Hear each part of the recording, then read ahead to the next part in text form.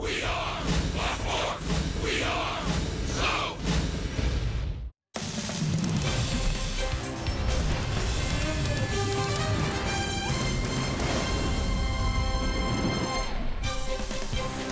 We welcome you to the Friday Night Showdown. It's the Rockies and the Braves from SunTrust Park, and it's presented by Kaiser Permanente. It's a beautiful night for baseball and a star-studded affair as Nolan Arenado and the Rockies ended the Braves' winning streak last night. Ronald Acuna and Nick Markakis hope to get the season series even up here at SunTrust Park. Tonight it's game 2. The three amigos with you here in Atlanta for the second game of 4 with the Colorado Rockies. And fellas, the Rockies came back and won 5-3 last night. Even though Colorado's not in the Braves division, these are very important games head-to-head because both the Braves and Rockies have very high playoff aspirations, and quite frankly, I don't think either team wants to face the other should they match up in a first-round playoff meeting. No, and if neither one wins their division, they want to knock down anybody that might have a wild card aspiration. So these are big games between these two clubs. And what a matchup tonight with these two left-handed pitchers. Here's the rub. Both of these clubs hit left-handed pitchers real well. Both of these pitchers pitch real well against left-handed hitters. So we'll see who prevails. Sean Newcomb arguably pitched his best game of the year out in Colorado earlier this year. Kyle Freeland's on a real good roll since the All-Star break. And I'll tell you what, you sit here and look at these two guys, as you said, they've both been very, very productive this year. But at the same time, these are the two best offenses against left-handed baseball in the National League. One thing I look for Adam Duvall to come out tonight and have a good night. I think he's due. He's in the lineup. Ender Inciarte gets the evening off with Ronald Acuna playing center field. So not only do we have the Friday Night Showdown, we have a left-handed pitching showdown. It's Freeland for Colorado, Newcomb for the Braves. Sean will try to be a stopper and a starter in game 2. That's coming up next.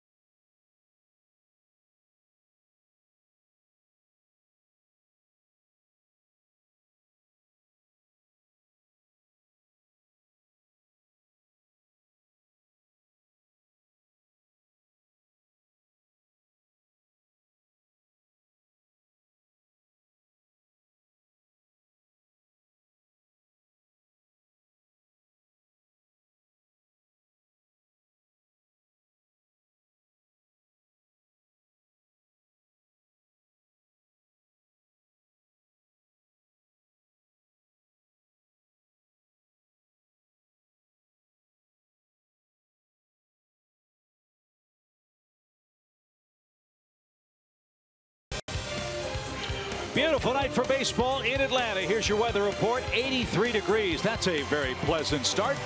Hopefully Sean Newcomb will not have any issues with hand moisture, which has given him some trouble from time to time. Bud Black's ball club comes to town for game 2, a game and a half behind Arizona out west. They won 5-3 last night. They got 3 runs in the top of the 9th inning to steal away a chance for an Atlanta victory. Their Toyota starting lineup is much more familiar, with Charlie Blackmon back in the leadoff spot and playing center field. Trevor Story's the shortstop, hitting behind Nolan Arenado. David Dahl had a big game. Kyle Freeland will pitch.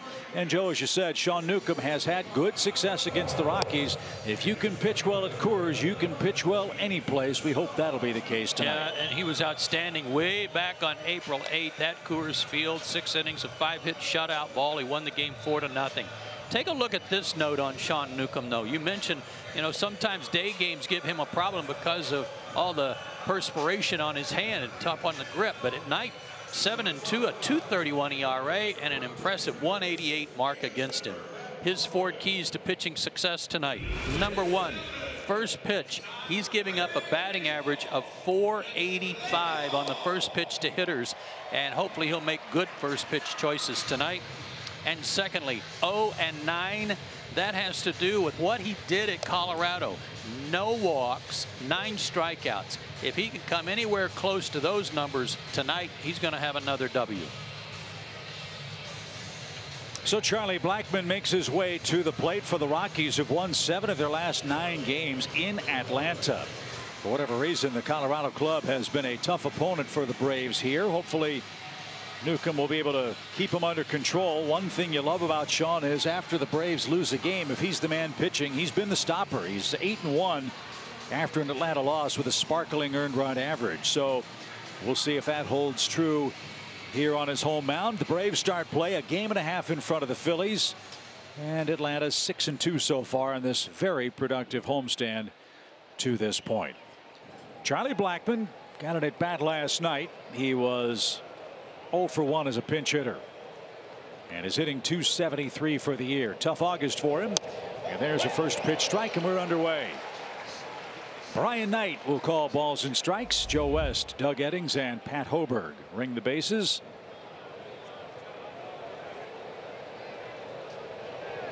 And that one is bounced foul at third. And Blackmon quickly behind 0 and 2.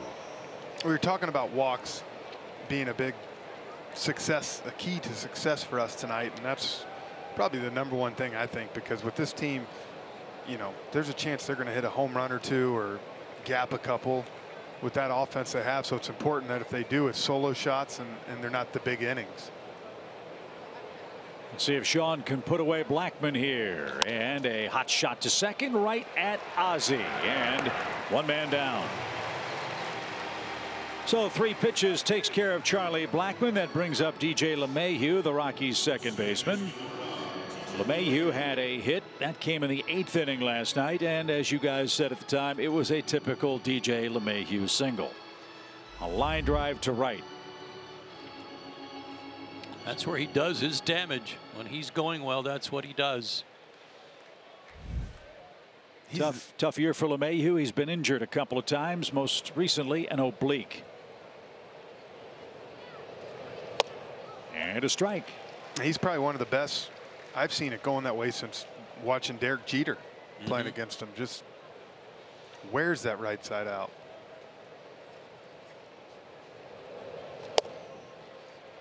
So that's up and away for LeMahieu. A ball and a strike. 9 homers, 36 runs batted in for DJ, and a .272 batting average.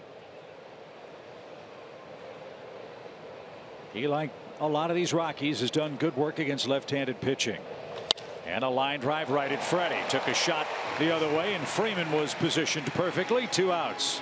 Another hard hit ball, but 2 up, 2 down. Well, like Jeff said, with these these guys and their numbers against left-handed pitching, this is a real challenge for Sean, no matter how well he pitched out in Colorado. The first 7 guys in the order all have higher averages against left-handed pitching than they do for their season or against righties. And this guy, the most. .412 average against left-handed pitching. 14 of his 30 homers, by the way, have come against southpaws, as Nolan Arenado digs in. And he jumps on the first pitch, and Sean's thrown strike 1 to all 3 Rockies hitters in the game so far. Nolan last night 2 singles, his 45th multi-hit game of the year. He added 2 points to his batting average. He's now up to .310 for the season. And that's hammered down the line and headed for the stands. It's 0-2. Luke Jackson had the huge strikeout on Nolan in the 8th last night, and we thought that probably would be the biggest point of the game right there until the 9th. You don't usually see Nolan swing at 3 pitches in a row and miss, much less probably 2 of them were balls. Yeah, the last one especially. So the 0-2 is inside, and Arenado skipped the rope. A ball and 2 strikes. Top 3 hitters in the National League are in this game tonight. Arenado third behind Freddie Freeman and Nick Markakis, who are first and second for the Braves. Arenado second in the National League in homers with 30. Matt Carpenter leads in that category for St. Louis with 33. And that one off Newcomb. It ricochets right to Freeman at the cut of the grass. He'll take it to the bag, and that will retire the side. Let's see if Newcomb's all right. A ricochet ground ball to Freddie Freeman retires the Rockies in order in the top of a scoreless first inning in Atlanta.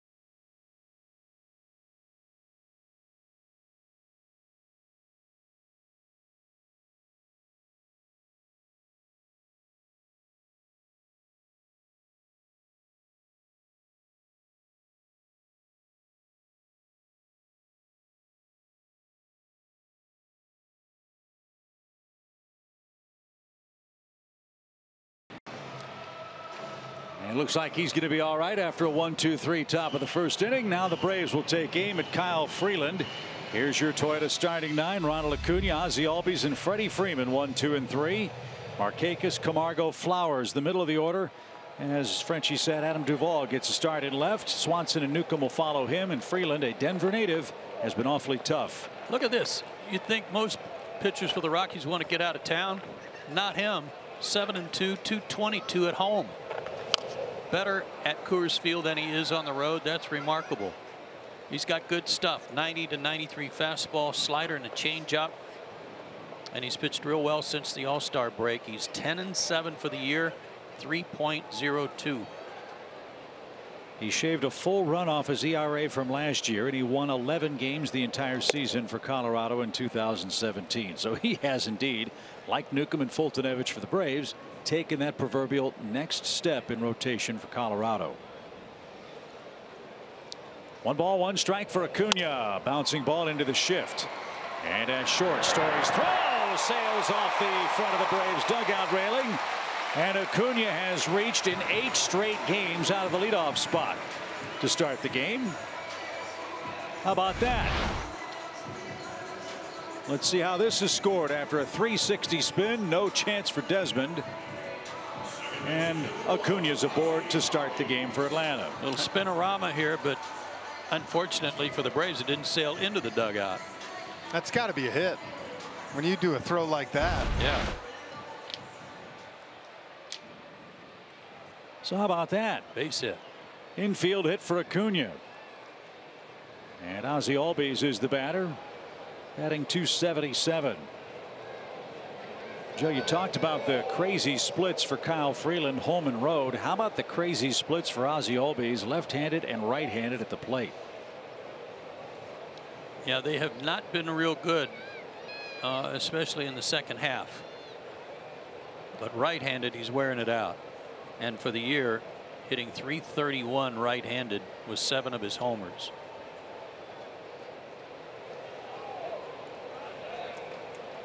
Oh, they're challenging this. So Colorado's going to challenge the safe call of Joe West over at first base. The Braves were on the phone as well. I'm not sure why Atlanta would be looking at this. I will tell you this, when I saw it, like I said, I haven't seen it perfect, but Ronald had a big lead out there with the lefty on the mound. And it was a snap throw.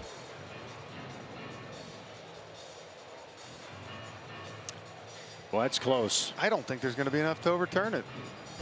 But you know what he did? He started digging his hand across the dirt real early, and it slowed him down. Watch his hand start plowing in the dirt right there. That's a long way to go, sliding in the dirt.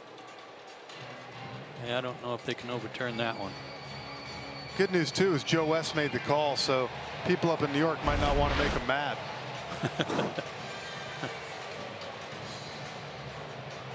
So in a case like this, obviously there has to be enough clear and convincing evidence to overrule the call at first. Not sure that there is. The other thing for Joe, he's earned the respect. Move the headphones over to first base. Don't make Why him are go you making him run that far? Don't make him run all the way across the diamond. I'm a little surprised they did challenge this, because if they do lose it, they're done. Yeah. You want to go on a pickoff move? That's one to me. You better be darn sure that he's out. And Freeland's got to stand around just when he's trying to get into a rhythm to start the game. He's got to wait until New York makes its decision. And there's apparently not enough evidence to change the call, so the Rockies gamble and lose. They lose their final challenge. The call stands. Acuna is safe at first base.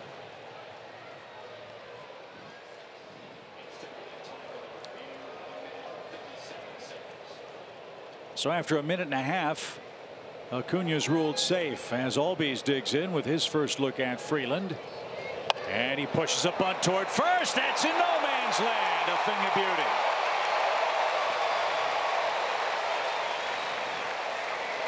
Boy, oh boy, was that pretty. What a great bunt.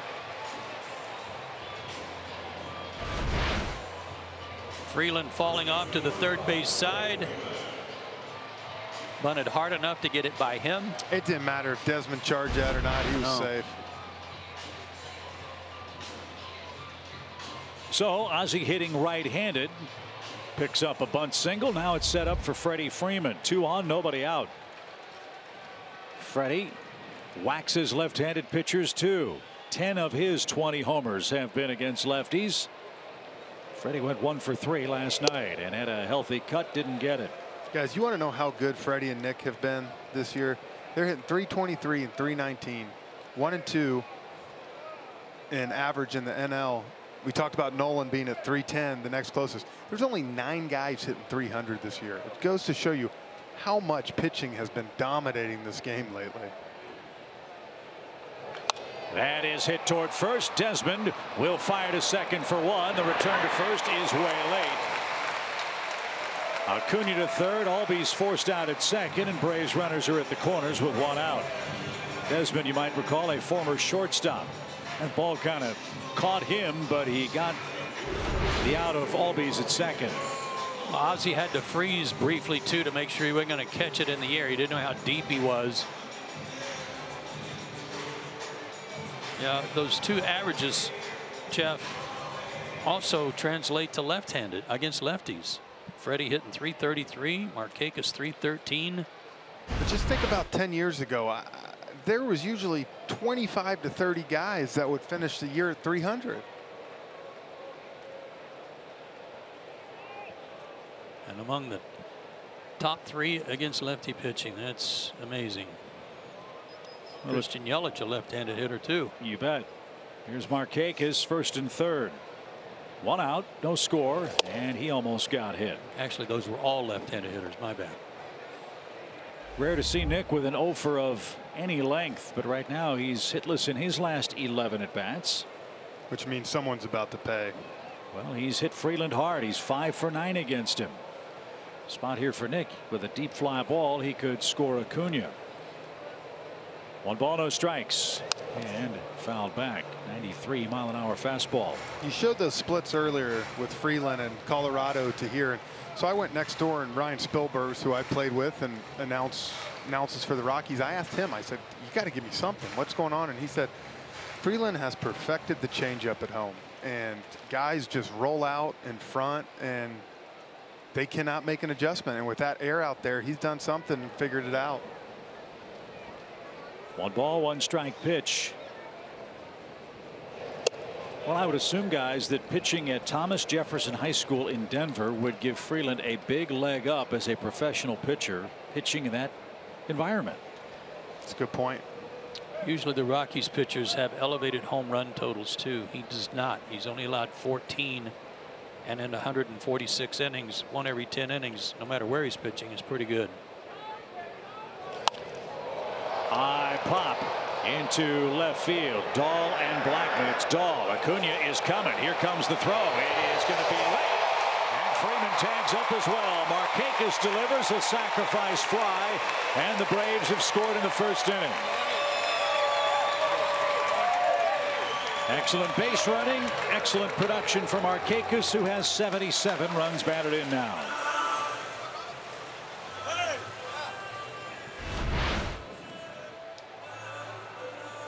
Dahl got himself in a pretty good position. He played center field last night, but he didn't get much on that. No, and this is where I know the catcher's supposed to take charge and yell, but I was surprised Nolan didn't go try to cut that and get Freddie off at second, because now a hit scores another one here. And Johan Camargo's the Braves batter with 56 RBIs. Johan's first action against Colorado came last night. Remember, when the Braves made their first road trip of the season, it started in Denver, and Camargo was on the disabled list with an oblique problem. He's hit safely in 4 of his last 5 games, with 7 hits in that stretch for the Braves. The pitch, good cut, fouled back. I was driving home last night, and my dad called and reminded me that he went out there to that first series. Remember that? My pops was out there in Colorado, because he was at that first game and said he had to go back to the hotel, and they had no hot water when he got back. I promise you, he had a big coat on. Yes. 26 degrees for opening day in Denver. Coldest home opener in their franchise's history. 1-1 pitch is downstairs. That was a fun road trip for the Braves. Yeah. Colorado, then to Washington, and then back to the center of the country to play the Cubs.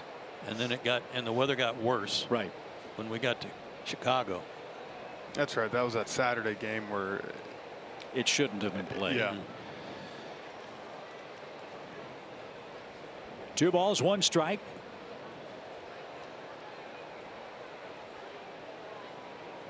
Freeland ready, and the pitch is fouled off the end of the bat. How did he make contact with that? 2-2.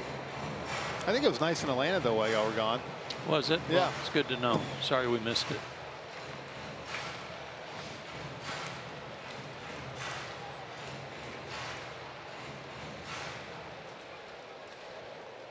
Camargo's the 5th hitter in the inning, and Freeland's thrown just 14 pitches. Braves have been getting after him aggressively early in the count. They've given Newcomb a 1-0 lead. Now the pitch. And a good take. Be interesting to know if the Rockies have talked to Kyle Freeland at all about an extension or trying to lock him up, because if you get a guy that throws like that at home, I mean, I've never seen those splits for a pitcher in Colorado. I've seen some of the same, but never to that extent. Well, this is only the end of his 2nd year. I don't think he's a Super 2 guy who might be eligible for arbitration. He might be. That one is tipped and caught by Iannetta, and that retires the side. But a bunt single by Albies and a Nick Markakis sac fly gives Sean Newcomb a 1-0 lead after 1.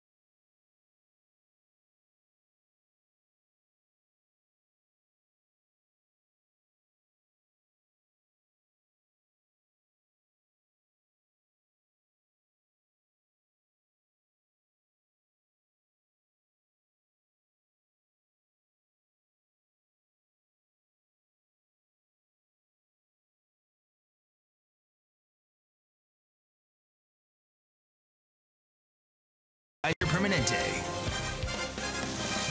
Now's crowd still coming into SunTrust Park on a perfect Friday night. Fireworks after the game. Atlanta's gotten off to a good offensive start. It's time for our Toyota Tweet of the Week. Tonight's question is, what's the biggest key for the final 42 games for the Braves to win the National League East? Tweet us at Fox Sports Braves using the hashtag #PushForTheEast, and your tweet could be read on the Braves Live post-game show. Story, Gonzalez, and Desmond are coming up. Welcome to SunTrust Park. Hope you guys have a good time tonight. As Sean Newcomb has thrown strike one to the first three Rockies hitters and now to the first four. So let me ask you guys, in line with that Toyota tweet, for the two of you, what is the key for the Braves over the final 42 to win the division? Well, I just looked it up. Braves have 12 series left of 3 games or more. Win those series, you're in. Strike two. My thing, starters continue to go 6-7 innings. It keeps our pen fresh. We're pitching because we're going to score runs. To me, this offense will score runs. It's being able to keep those guys down in the bullpen fresh. And right now, the way our starters have been going, I like that. That is an opposite field base hit on an excuse me swing by Story on a 2-strike count.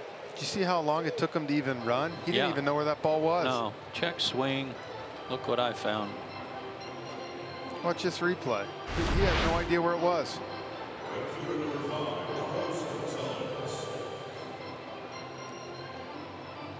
That's a lousy way to lose a no-hitter. And Story's aboard to start the second inning with Carlos Gonzalez coming up. Well, as we saw earlier this year with Sean Newcomb, there is no good way to lose a no-hitter. Good point. Cargo last night went 0 for 3 with a walk and a strikeout. He's been a hot hitter since the 1st of July. Batting well over 300 in that stretch. And there's the first ball one to start a sequence for Newcomb tonight. Well, with 42 games left, I will tell you, I think we can honestly say now this is a 2-horse race between the Braves and the Phillies. Washington's 8 back and in 3rd place. And trying to get healthy tonight at home against Miami. The pitch is grounded, and that's going to sneak through into right field for a hit. So back-to-back singles for the Rockies, and they come right back in the second inning. And Desmond's the hitter with nobody out. This ball got by Albies in the blink of an eye. He could barely move quickly enough to get close to it. Fastball down the middle was supposed to be a little bit away. He's got good numbers against lefties, hitting .291. Yeah, we talked about it last night, but it's been a nice bounce back season for Carlos because 2-3 years ago, watching him, the ball came off his bat as hard as anybody. Ian Desmond playing first base, 0 for 3 last night. Batting just .230 for the year. One thing that I love about this Braves team this year is when the so-called experts have doubted them, they have come through with perhaps their best play. Remember early in the season, after about 6-7 weeks, the Braves had played more games against winning teams than anybody else and had won more games against above 500 clubs than any other team in the major leagues. And in line with that, that's, I think, one of the more daunting tasks that the Braves have this season. They have a very, very tough schedule going into the end of September. Look at the opposing win percentages that the Braves have to face. Toughest of anybody, tied with the Mets. This one's lifted out of play down the right side, 2 balls and a strike. But don't tell those guys about those. They could care less. They don't even think about that, do they? No. They don't care. And another thing we get going for us, we play good on the road. We are a good road baseball team, and a lot of these teams that we're facing down the road, Philly, 8-9 games below 500 on the road. And another road trip ahead for the Braves starting Monday. We head to Pittsburgh for 3 games with the Pirates. Our first look at the battling Buccos in 2018. It'll come your way from PNC Park. 2 balls and a strike, 2 on for Desmond, nobody out. 1-0 Braves. The pitch is off Newcomb again. He's going to recover and fire to first in time. Newcomb's got a big target on that big 6'5" frame. And Chuck Hernandez is going to go out and take a look at him. That caught him on a line. George Poulos will head to the mound and have a look-see as well. He's been hit with 2 batted balls in as many innings. That was a real nice recovery. I hope that missed his arm. He's pointing to his ribs.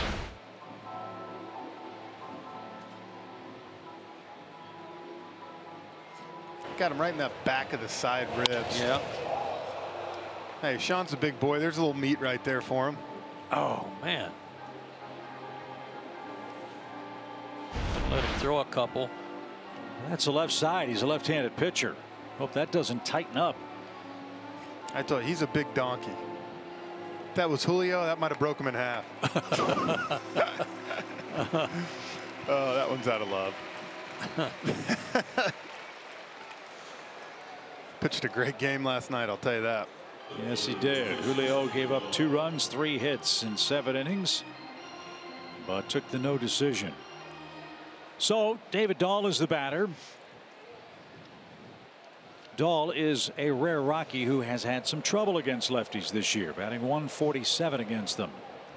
Newcomb could use a strikeout or a ground out to somebody on the infield here.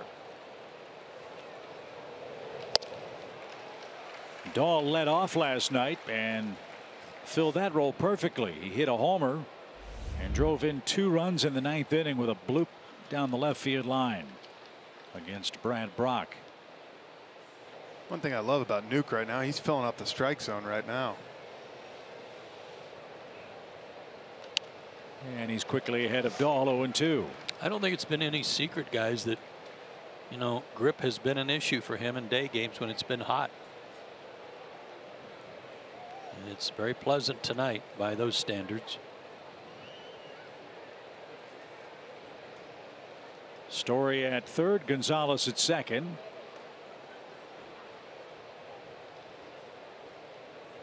And the pitch. He is out of play, foul. Told you last night, Dahl is from Braves country, #1 pick in 2012 out of Birmingham, Alabama. I'll bet you he filled up the pass list for this 4-game series.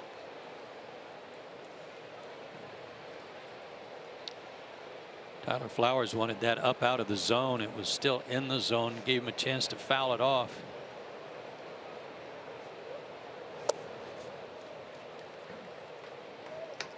David went to Oak Mountain High School in Birmingham and was on his way to Auburn before he was drafted by the Rockies. 6'2", 190 pounds, just 24 years old. 1-2 pitch. Good try right there.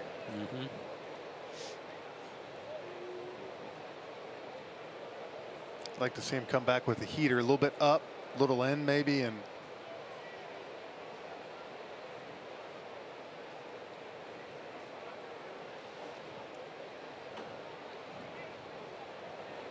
high target.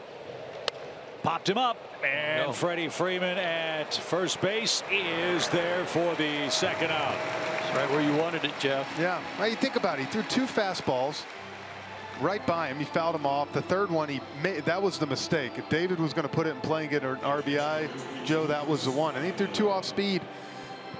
But as a hitter, you're diving a little bit. You start to see that ball out, and I thought that was the perfect spot. You see Tyler, and Sean executed that beautifully. And so Chris Iannetta, the 8th place hitter, will be walked intentionally. And the Braves will face the pitcher Kyle Freeland, who's 3 for 47 and 28 strikeouts with the bases loaded and now 2 outs. And that's one thing we talk about. If you want to be a playoff team, you got to be able to finagle your way out of things like this. And we saw Gauze do it a couple nights ago in the first couple innings. And, you know, this is great for Sean. You got a chance right here to get out of this inning after having first and second, nobody out.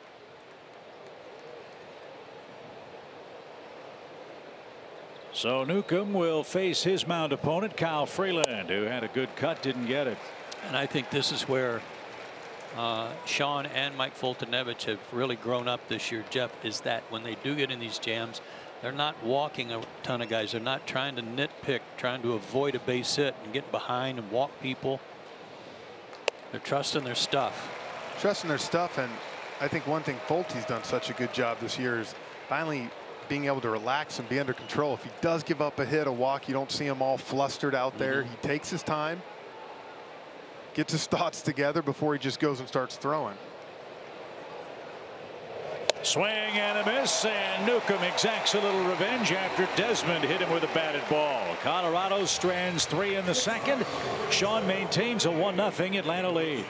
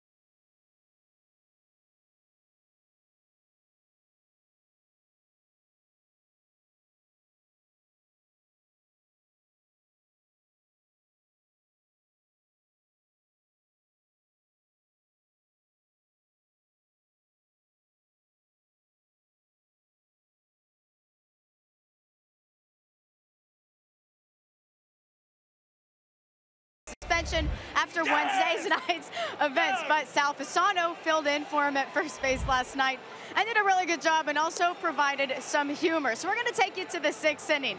Julio Teheran with the go-ahead RBI single. This made it 3-2. Julio's been showing some great hitting recently.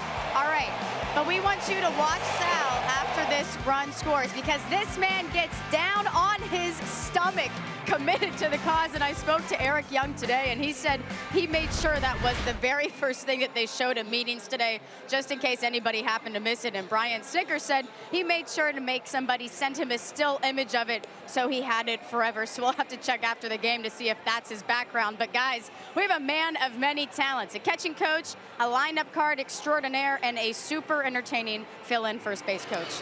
Hey, he didn't just show up, Kelsey, and go through the motions. He's into it last night. And Kelsey, I want to ask you a question. Did he go down to call him, or did he actually fall there? I'm 50-50. When I was talking to Eric Young about it, he was like, I don't even know what to call it. I don't know if it was a dive or if it fell, so that is to be determined. I saw Sal before the game. I said, hey, nice job yelling back over at first base. He said, well, I also yelled, hey, big turn, too, Yeah. as he manned the coaching box. But he also said, you know. See, I'm wondering if that right foot went out from under. He said, I'm a little sore today after. He shaved, too. Did you notice he had a huge beard last night? Yeah. It's gone. Well, a little airtime. Yeah, why not? That's a good man and a terrific baseball man.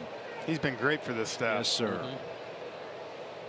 2 balls, no strikes for Tyler, who takes a high strike from Freeland. 2-1 your count. Flowers, Duvall, and Swanson for the Braves, who lead 1-0. I was walking down, saw Julio before he went out for BP today, and I said, man, great pitching, but even better hitting. And he said, yeah, me and Acuna, 2 hottest Latin guys in baseball. Out of play. It's 2-2. Well, if you're just joining us, Ronald Acuna and an infield hit to start the game. He's gotten on base to start the game 8 consecutive games. It's a little cheap shot. That was. And now he's going to put a hand on him, make sure that he doesn't get a payback. 2-2. It's high, full count. I know Ozzy's the older one and has been up a little bit longer, but I think Ronald's a bully to him. He might be. Yeah. He's definitely bigger. Boy, those two have fun, don't they? Mm-hmm. And a good start to the inning. Flowers walks to begin the Braves' second. And here's Adam Duvall. Tyler's another guy. He actually has the highest average against left-handed pitching for the year at 442. 4 of his 5 homers have come off lefties. And he's walked a lot this year. That was his 29th walk, and he came into the game with a 366 on base. I was going to say, this is the most I've ever seen Tyler walk in a season. Taking pitches. And I said it, this is my pick to break out tonight. I think he needs one big hit, and you're going to see the floodgates open for Adam Duvall. And this has been the plan for the Braves when they acquired him. You'll recall when the Braves finished their deal with the Cincinnati Reds, Alex Anthopoulos told Ender that our plan is to play Duvall in left against left-handed pitchers. Acuna can shift to center. And Ender said, I don't care about anything other than getting to the playoffs. So a chance for Duvall to get 4 at-bats tonight. And he's behind 0-2. So hard, Chip, to stay back, not want to get in a rush. When you get a start, you know you're going to get 3 or 4 at-bats. To not want to get them all back at once. And this is what happens when you're scuffling a little bit. You go up and you find yourself 0-2 almost every time. Adam had 4 hits against the Rockies while a member of the Reds organization. Now the 0-2 is way outside. Speaking of the Reds, Joey Votto went to the disabled list with a leg contusion. He's had a problem with that for a couple of weeks now. So Cincinnati's without Joey Votto for the next week and a half. 1 ball, 2 strikes. The pitch. And that's slicing into the stands. We'll do it again.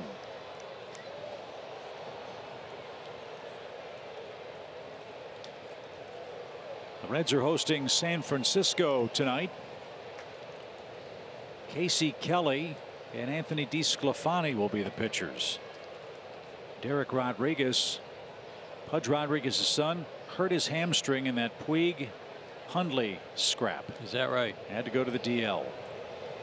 1-2 pitch is low. 2 balls, 2 strikes. I'll tell you, DeSclafani's been pitching as good as anybody in baseball lately.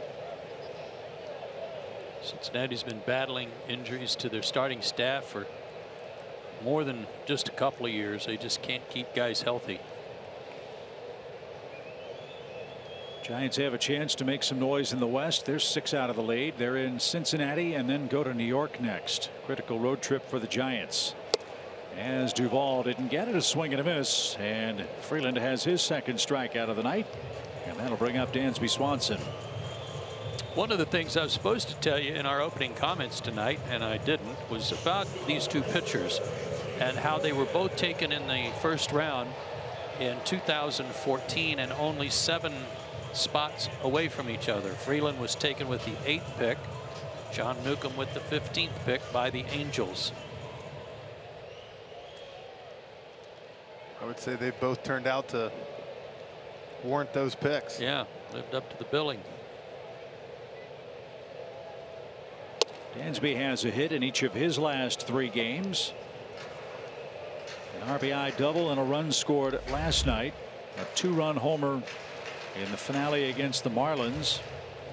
And a run scoring double in game 3 against Miami.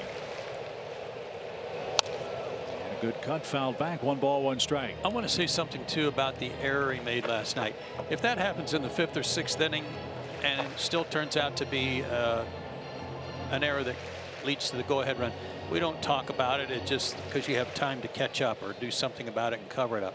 The Braves defense has been so good. Dansby's defense has been so good that it was a spotlight because it was the 9th inning and it hurt.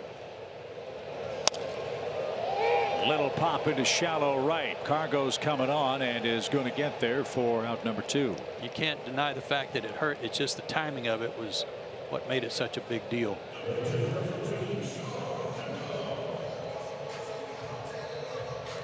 So today's a new day for Dansby, a field and at the plate. He's 0 for 1 in the latter category. Let's see if Newcomb can keep the frame alive. Flowers at first, 2 outs. And like Kyle Freeland, Newcomb's had limited success at the plate, 2 hits in 35 at bats. And I think that's one reason the Braves are where they are this year is because of the defense, especially with Dansby. But being able to come back today and just put yesterday's game behind. You know, you walk in there, no one wanted to talk about last night anymore. You know, we've moved on. We got to win this ball game, and that's a sign of a good team. It happens. It eats at a guy like Swanson because he hates making mistakes like that. But it's baseball, and you do move on, and you hope that it doesn't really take anything away from Swanson going forward. No balls, 2 strikes. And that shaves off an outside corner, and Freeland has struck out 3 Braves. Top of his order is coming up. It's Atlanta 1, Rockies nothing after 2.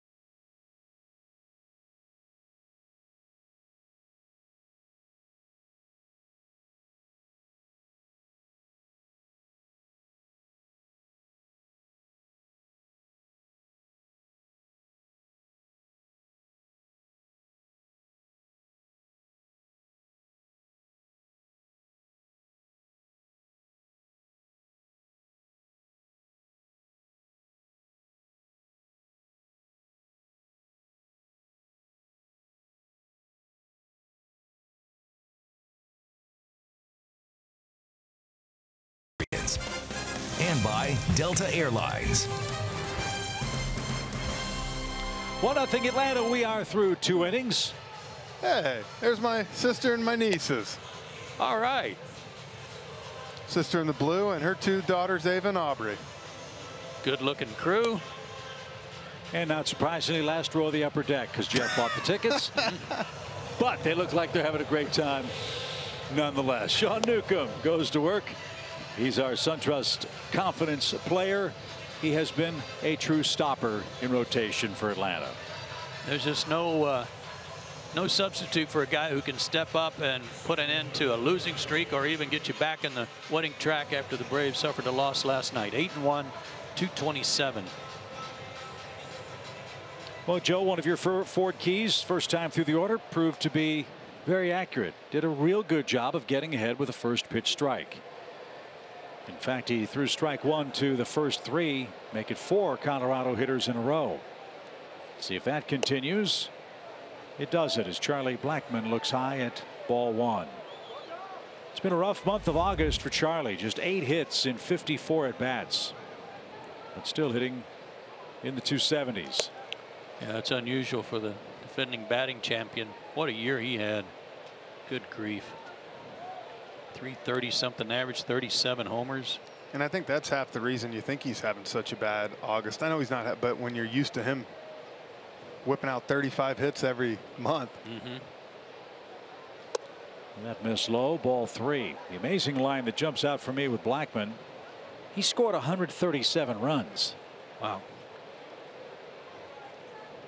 He knocked himself in with 37 homers, but 100 other runs. I mean, that's unbelievable.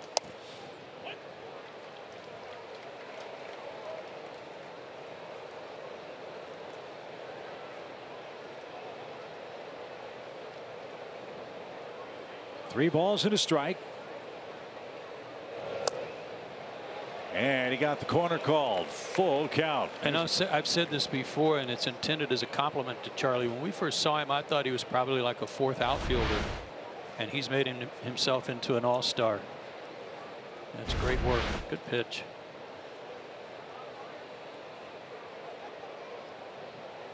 So the payoff is caught on and missed. Nice comeback for Newcomb. Back-to-back strikeouts for Sean. That's how the 3rd inning starts. Blackman's 0 for 2. It's just gas, too. Blew it right by him. One more note on Blackman. He drove in 104 runs last year, as Joe mentioned. 103 of them were out of the leadoff spot. That's a new major league record for a #1 hitter. Unbelievable. I tell you, for all you young kids at home, too, learning how to pitch and watching, that right there is 3-2 fastball blown by one of the better hitters in the game, and shows you the fastball is still the best pitch. A strike to LeMahieu, who was backing out of the way. 0-1 the count. Couldn't agree more, Jeff. The ability of some of these major league hitters, I think, gets in the head of some pitchers where you think you got to trick them, and if you got a good fastball like Sean has, go with it. And 2 very awkward takes by LeMahieu on the first 2 pitches here in the 3rd inning to him. Well, Bud Black was bragging on Newcomb before the game, manager for the Rockies, about his game out in Colorado and his changeup and how outstanding it was. So I think they were probably ready tonight, or expected to see more changeups again. And that's the thing. Sean throws 94, 95, but he's so big and releases the ball so far out in front that it gets on you quick. It's a heavy 95. Plays like it's 97. Well, his shutout was the first thrown by a Brave in Denver since 1997. 9 strikeouts, no walks at Coors Field. As this one's poked down the right field line, and it is a fair ball. And that's going to bounce into the stands for a ground rule double. Another hit on an 0-2 count. Story has one. LeMahieu guides one down the line, and he's at second with 1 out. He's lucky it bounced out of the ballpark. Doubt. He didn't run. He thought it was going to slice foul. Look where that pitch was. He's just jogging and watching. Oh, mercy.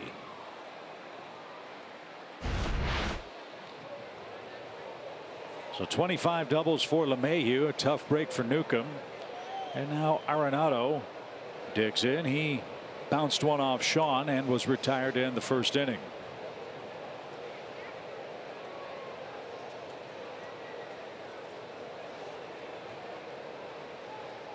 Already 84 runs batted in for the Colorado 3rd baseman. That is good for 4th in the National League. Javi Baez of the Cubs is 1st with 89. What a years he's having.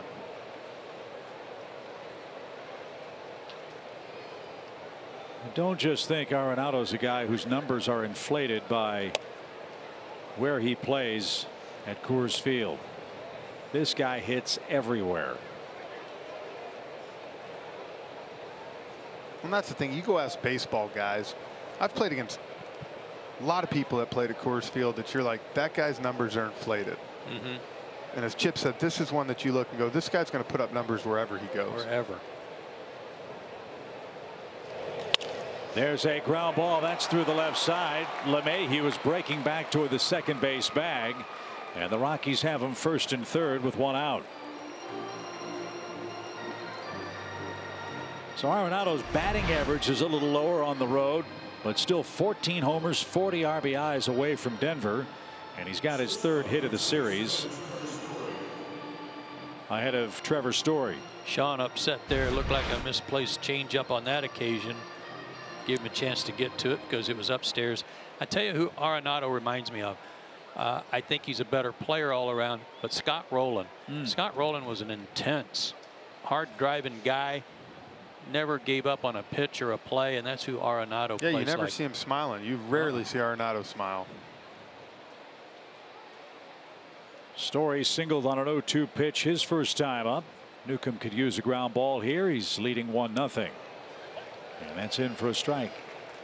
And let me go ahead and tell you, people at home, I put my sister in the lower deck last row. I'm getting some texts. Are you really? Because of what Chip said. I didn't put her in the upper decks. All right, I'm not that cheap. So she's well taken care of. There they are. Up there in the old euchre seats. Can't fool us. No balls and a strike. And that stayed high.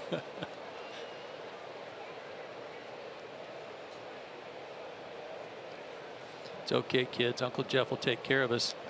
No, I don't know. I don't know what happened, but here we are.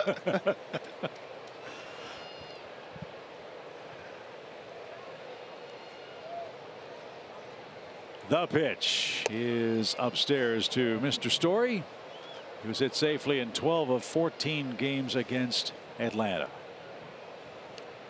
See, there they are. They're lower deck.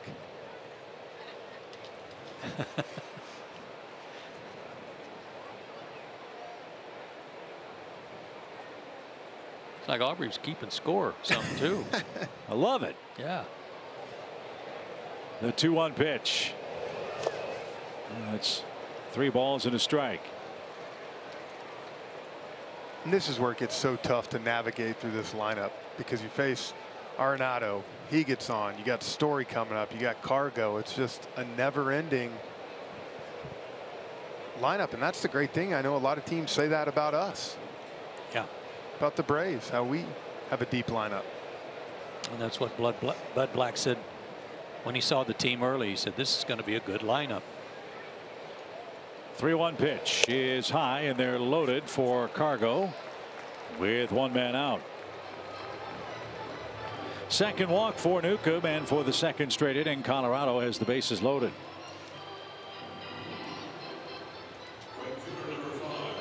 And this is the point I was trying to make, perhaps ineloquently, in our opening comments. I don't think either one of these teams wants to match up with the other in a potential playoff matchup, should they earn their way in there.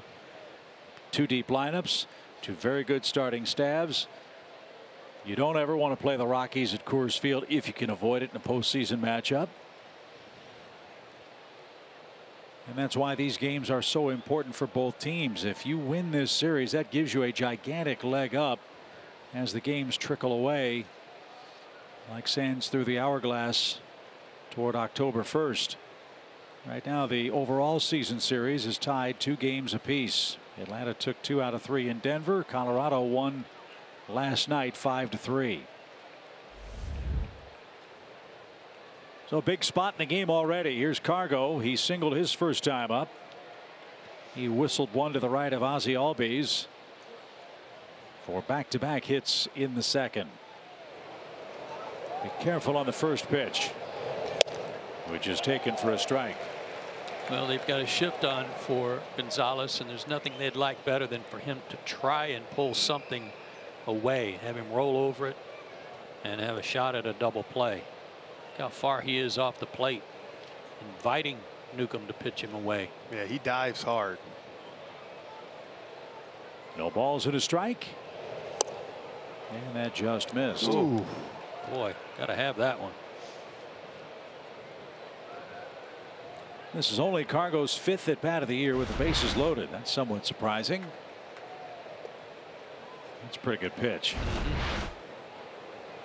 Big difference, 1-1 versus 0-2. Let's see if Newcomb can put that aside. The pitch, 1-2. Well, we talked about it last inning. Sean was able to dig deep, make a couple big pitches, and he has another chance right here to make a pitch and get 1 out closer from escaping this thing again with the bases loaded.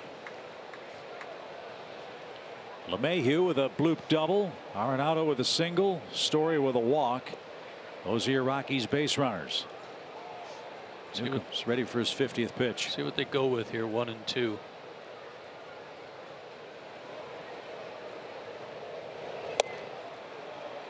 Tried the high fastball, and Cargo took it. 2 balls, 2 strikes. That fastball that he didn't get called low and away might be a good call here. Yeah, I like the fastball because Carlos, like you said, he dives a lot, and if you throw that slider, changeup, he's liable to get out in front of that thing and hook it right down the line. Braves have moved Swanson back over to his spot at short.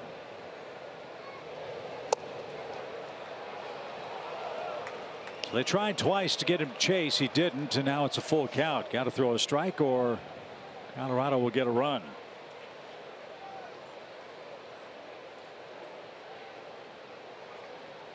Guess we're maybe seeing everything outside, Joe. Not a bad idea to run a little two-seamer on the inner half here. Like it. Try to jam him.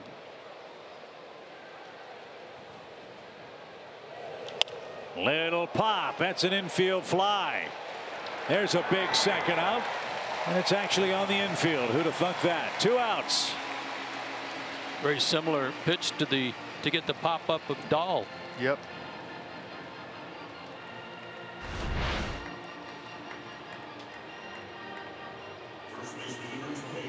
You see, if that ball's off the plate a little bit more, Cargo probably at least hits a sac fly or drives that. But when he's seen everything away, and all of a sudden you throw a great pitch like that. Yeah.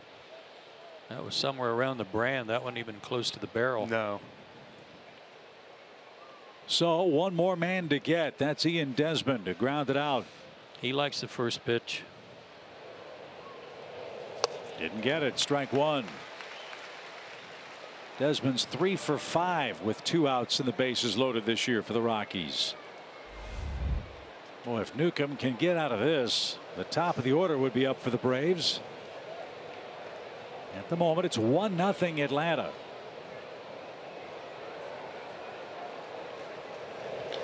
Line drive toward the gap. It's going to get down and roll to the wall.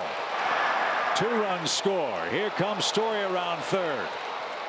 Desmond on his way to third. The throw there, short hops, and it's a bases clearing triple, I believe, for Desmond, and Colorado takes the lead.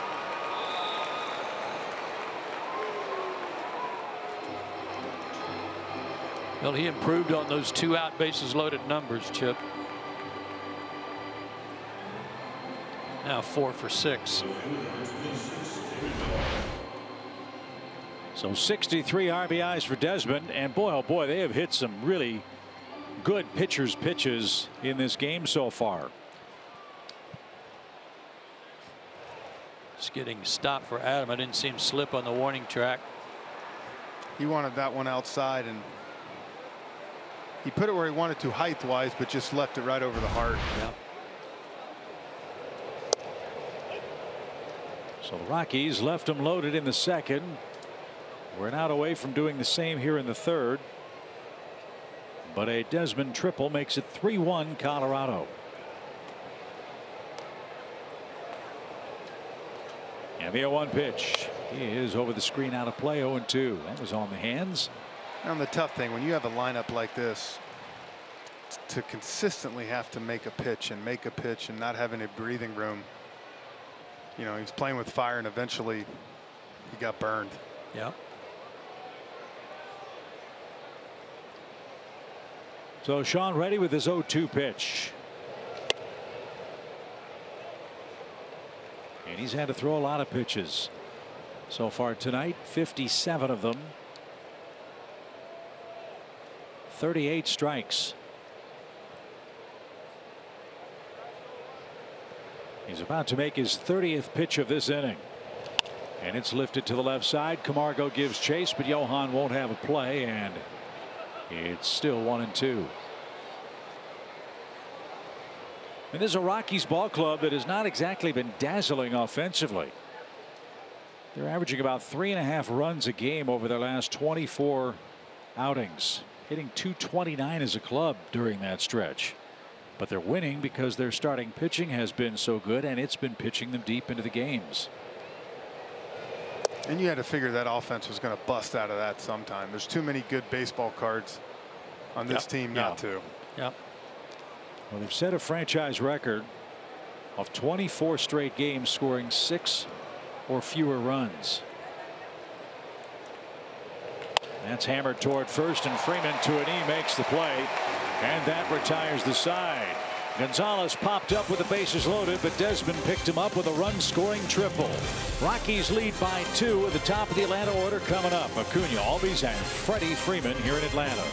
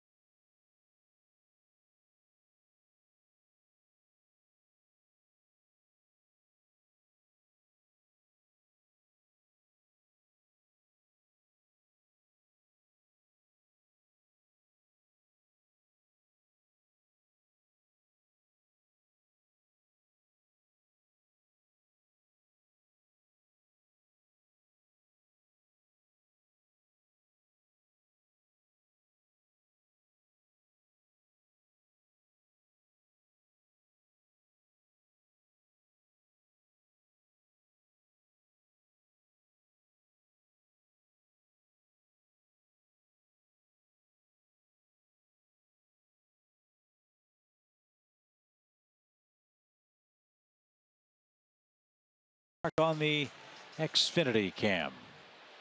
So Kyle Freeland's been staked to a lead now. He gave up a first inning run. Let's see if the Braves can pick up a couple here. Second time through the order. Acuna, Albies, and Freeman are coming up. And the first one is a called strike inside corner. Ronald Acuna riding a 10-game hitting streak now with 8 homers and a .447 batting average in that stretch. He's also scored 14 runs during that time. What a great move by Brian Snitker to put this man in the leadoff spot on the Atlanta lineup card. He has been terrific. 1 ball, 1 strike.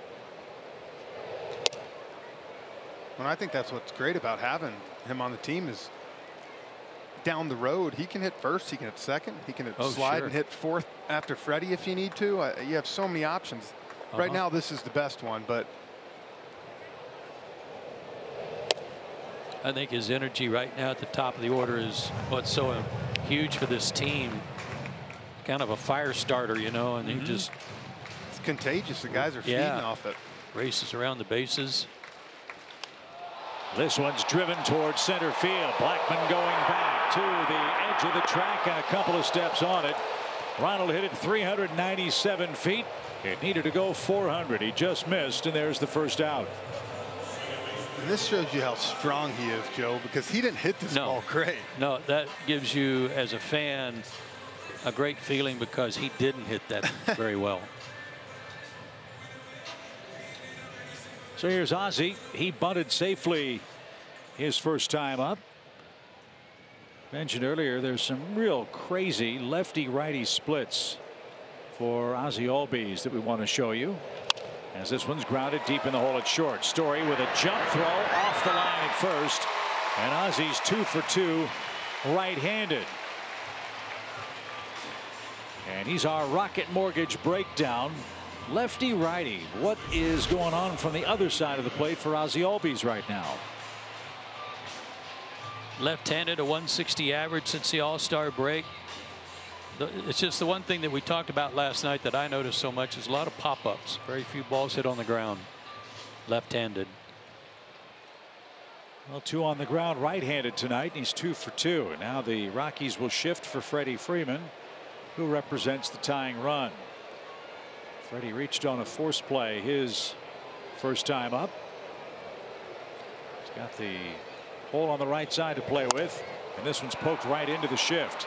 There's one, and the throw to first is in time. That was Arenado that took the throw, and Freddie is doubled up, and the Braves are quickly done in the 3rd inning. 3-1 Rockies, game 2 in Atlanta.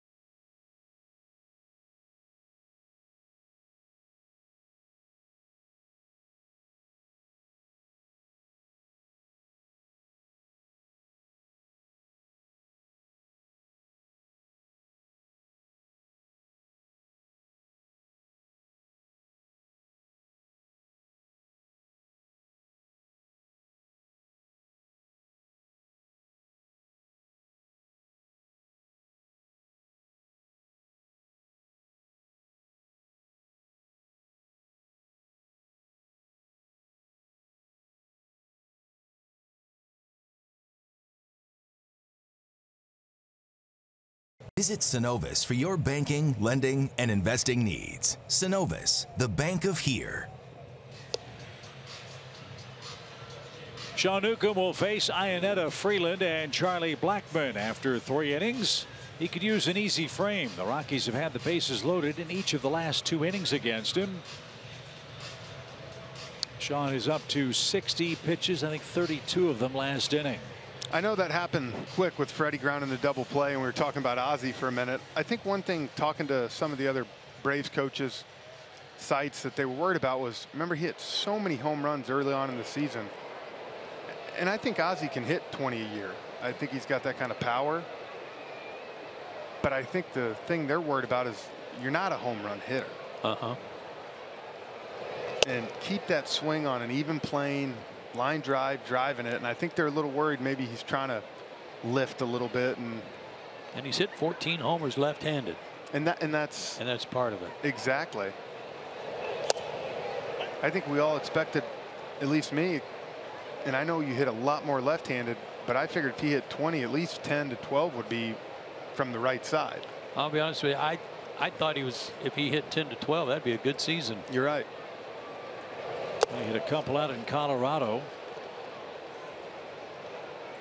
And what we've noticed is he can hit them a long way. The ball just jumps off his bat. We saw a lot of those home runs early in the season, Joe. It looked like he almost hit them one-handed. Yeah, the ball carries a long way off his bat. 2-1 pitch to Ionetta. And it's taken low, ball 3. And I bet if you ask him, he would tell you the first month and a half, 2 months, I guarantee you he wasn't trying to hit home runs. Right.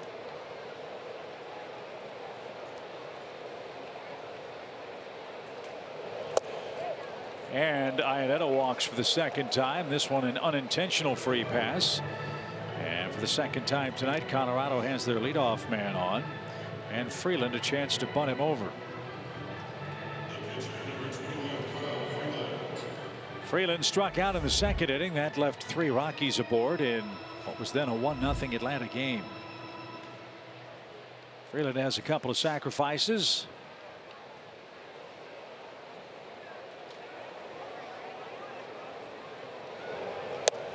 And he takes high. 1 ball, no strikes. Mets and Phillies are in action again tonight. Syndergaard and Nola were the pitchers at Citizens Bank Park. Right now the Phillies lead 4-1. That game's in the 7th inning. And Max Scherzer has a 5-run lead over the Marlins at Nationals Park. 5-zip, bottom 5 in D.C.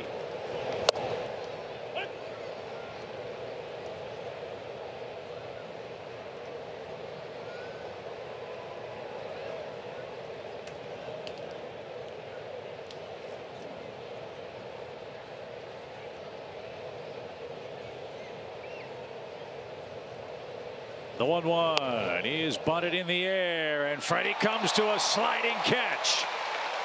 Great play by the Braves first baseman. Freeland pops out to Freddie.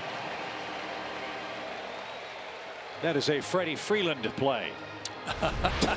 1 out. Yes, it was. Real nice, Chip. That was good.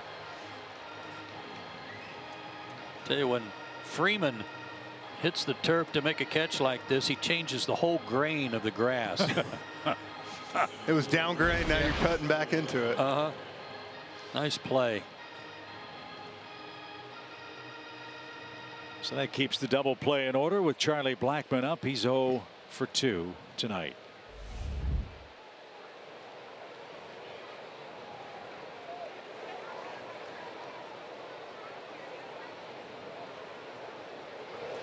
Joe, how long do you think it would take Jeff to grow a beard like Charlie Blackmon's?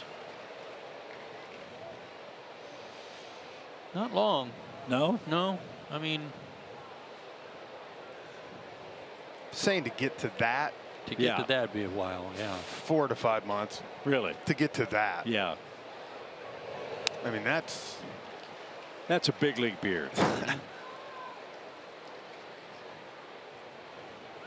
think the mullet is the better part. Yeah, he's got high and tight on the sides. Yeah.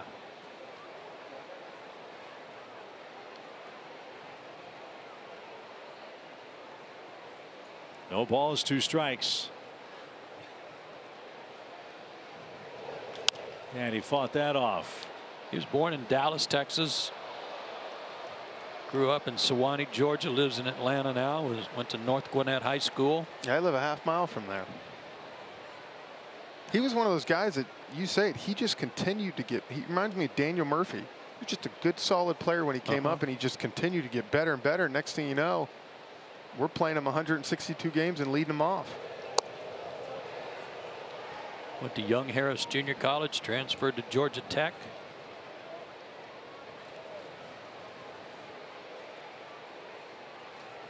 And was a pitcher, a lot like Nick Markakis.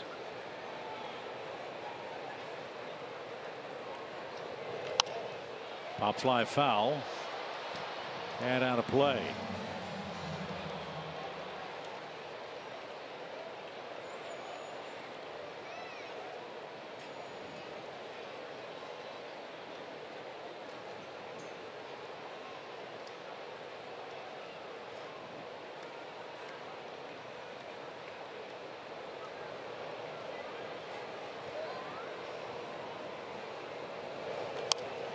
Good battle here. A story on MLB.com about Charlie Blackmon. Jake Mintz wrote an article in late April about Charlie Blackmon's beard, and he said the length of his beard is directly proportional to his home run output. Clean shaven Charlie Blackmon, 2011, 1 homer. Little stubble in 2012, 2 homers. 2013 started to grow it out a little more, 6 homers. As he's down on strikes. Then he had a Jeff Francoeur-like beard in 2014, up to 19 homers. Then it started to look like Grizzly Adams. 29 homers in 2016, 37 last year. Great change up there to the great spot right behind home plate. Fouled off a bunch of pitches, but the changeup got him. It's like Tom Hanks and Forrest Gump when he was running. Yeah. Right? Yeah. When he lost his buddy Wilson. Yeah. That was the wrong movie. Wrong movie. Huh? Yeah, that was the wrong movie. Yeah. Sorry. Castaway. Well, he had a beard in that one he too. He did. Yeah. Sorry. Good point. And he did run in that movie too. Sorry, you were thinking Forrest Gump. My bad. He ran in the ocean the whole time. Yeah. He floated.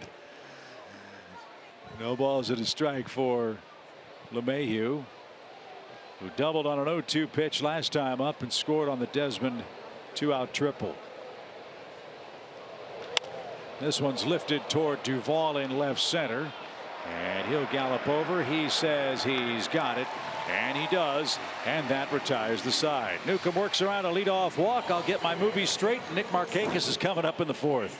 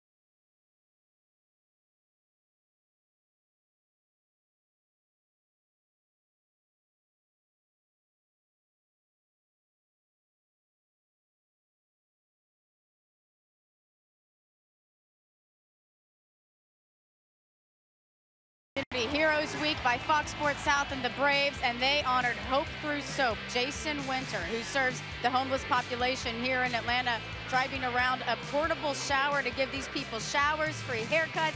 He has a trailer that gives them clothing. He feeds them, and it is such an incredible thing that we were able to be there for today. And we surprised him with some of the players, some of the Fox Sports South broadcasters. I mean, it was so special today to be a part of that, but you didn't know what was going on. You thought an elementary school was showing up. So did you have any idea that it could potentially not be that? I had no idea. We actually, I thought it was going to be an elementary school when some folks started showing up. I thought it was teachers, and the next thing you know, we had video, and then we had a DJ, and then saw the big Braves bus. So it was a super duper surprise for me. And your foundation is very unique. So what inspired you to build Hope Through Soap? So I'm from Atlanta, born and raised. My whole family is actually. I've lived here. I've been going to Braves games since I was a kid. We have a really big homeless population in Atlanta. Everybody needs a shower. Everybody needs to smell good, look good, feel good. So we provide that service to those in need. You just mentioned everything that you do. There's haircuts, there's showers, there's clothing, there's food, but you make it a party. You bring out a DJ and we're dancing and we're having a good time. What kind of message do you think that sends to these people? So what we do is we have a block party. Our block parties are geared towards people that don't have anything, that live on the streets, homeless, whatever the case might be. But to have that smell of a cookout in the air makes people happy. It makes them feel like they're human beings, which they are. To give them fresh showers, give them a haircut, give them clothes, give them food. It makes a great environment. So we have block parties all over the city of Atlanta. So much fun. And your friends who nominated you said you don't want any recognition. But what does it mean to you to be able to see everything that's gone on today and for all of this to be recognized? What it means for me is, again, born and raised in Atlanta. It just, when you see somebody in need, you can always give them something, or it's not always money they ask for, it's food. We helped somebody last night, walked up to me and said, "Hey, I don't want any money from you, but I need some food." He goes, "There's a Church's chicken special for $3.99. And would you help me out with that?" But we did something a little bit better. We were actually right in front of Ray's in the city, and we went in and we got him a big chicken special, whatever they had, and it made him feel good. It made his night. He got a full belly. He got some pride back, and later on that night, he went and slept under one of the bridges. We'll talk about a servant's heart that you have, and how much more special does it make it that you have family and friends? You said some college buddies, your supporters here at the game with you tonight. So it's awesome. My family's a big supporter. I got a bunch of great friends. Everybody supports Hope Through Soap. Again, it's not me. It's a big team. It's not Jason Winter. It's more of a team effort. Donations. We live off donations, monetary donations, clothing. Anything that you can donate, we give it all away. So, but it means a lot for everybody to support Hope Through Soap and just to raise awareness in our homeless community here in Atlanta, my hometown. Well, Jason and your Hope Through Soap team, we appreciate everything that you did. I know Chip Carey and myself and all of the Braves players got to be out there, and we enjoyed every second of it. And it's incredible to see what you're doing, and we appreciate it. And guys, if you want more information, you can visit Jason's Hope Through Soap Facebook page.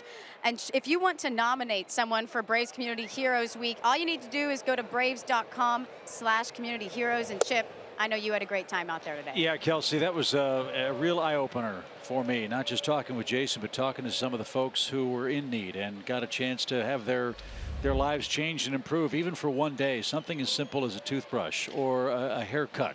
It made a remarkable difference for a lot of folks today. Really unique.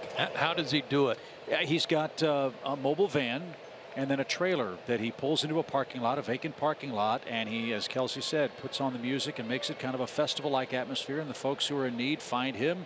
They walk in and get a change of clothes. They have a barber shop inside one of the vans. Guys can get, and gals can get their hair cut, get cleaned up, get a shower, get a fresh change of clothes, and anything else that they potentially need right there. And a really interesting way that you can help Jason and his foundation, the Hope Through Soap page on Facebook. How many of you out in Braves country go on a trip and you stay in a hotel? Something as simple as the hotel toiletries that are there that you don't even think about taking with you. Take them, put them in a bag, send them to them. That stuff goes to waste in many cases, and they could be so helpful for so many people. Something as simple as a towel that obviously is used to clean up after a shower, but as Jason said, a lot of the folks that are in our community and others use that towel as a blanket at night. So it was really an amazing thing that Jason and his entire family are doing, and we were really honored as a group, our Fox Sports broadcasters and the Braves players themselves, to be there and spread a little cheer today. It's been a great week. Great work. That's my favorite thing, is we've seen 5 completely just different things. I mean, all phenomenal, all helping different causes. And I know they had over, I think, 100, 110 applications for this. So we know there's other amazing things going on. That missed outside to Tyler Flowers. 2 balls, 2 strikes. And the other thing, again, with all of these volunteers, the fact that they've seen a need and they've stepped in and selflessly filled it. I was told that Jason is out of pocket personally hundreds, if not thousands of dollars a month to keep this program afloat, because of his love of his city and his desire to help his fellow man. That's just, well, I think that humbling. says a lot. Yeah. It's one thing to volunteer, give up time, but when you're giving up money, time, all that combined in your own, that's impressive. So I hope they're enjoying the game tonight. They got to come to the ballpark on the Fox Sports Fan Express bus. A well-deserved honor for another terrific community hero. 2-2 pitch to Tyler is low, ball 3. Tyler's had a good eye tonight. He's already walked once. He's taken a couple of backdoor pitches in this at bat that were close but off the plate. And I thought a couple of those fastballs might have been in. At least one of the 2 that he called a strike on him.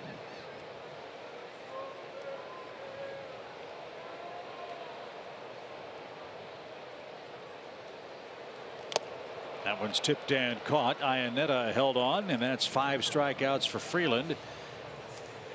And 2 are out for Adam Duvall. He was strikeout victim number 2 tonight. Freeland's coming off a really good start against the Dodgers. He got a no decision at home, but he went 7 innings, only gave up 2 runs. He walked 2 and struck out 10 in that 7-inning stint. Well, and that 7-inning stint is, I think, the most important number. The Rockies' interaction tonight, their starters have pitched the 3rd most innings of any team in the National League. And for a Colorado team at Coors Field to say that tells you how good this group is pitching. Fly ball by Duvall. That's well hit toward right, but playable for Gonzalez.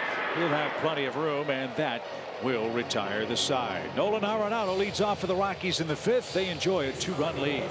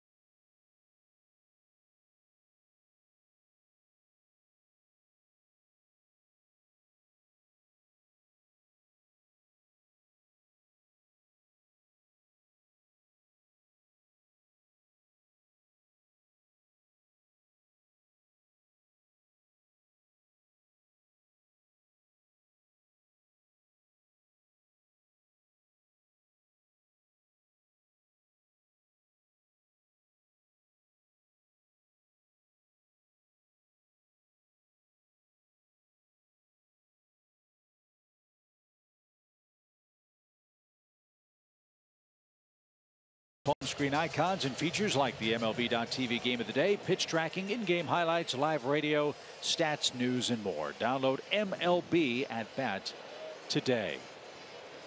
We are through 4. It's Colorado 3, Atlanta 1. Game 2 of 4 with the Rockies. Hey, there's the Jenkins crew. They're out on Family Row. Drew Jenkins in our truck. First pitch fly ball to center, and Acuna says he's got it and does, and Arenado's retired. I can't believe Drew put him all the way up top, out in the Coca-Cola section in top left field. Especially with his wife being so pregnant. Unbelievable. Yeah. Right next to the Francoeur family. See? How about that? Oh, darn it. I just stuck my foot in my mouth. Jeff's tickets must have been free because we saw the receipt for Drew's. They were 25 bucks a pop. That's great. Wow, I didn't even see them there. Good try. Yep. Well, the good news is we got Arenado out. Yes. And Story's the batter. He's singled and walked.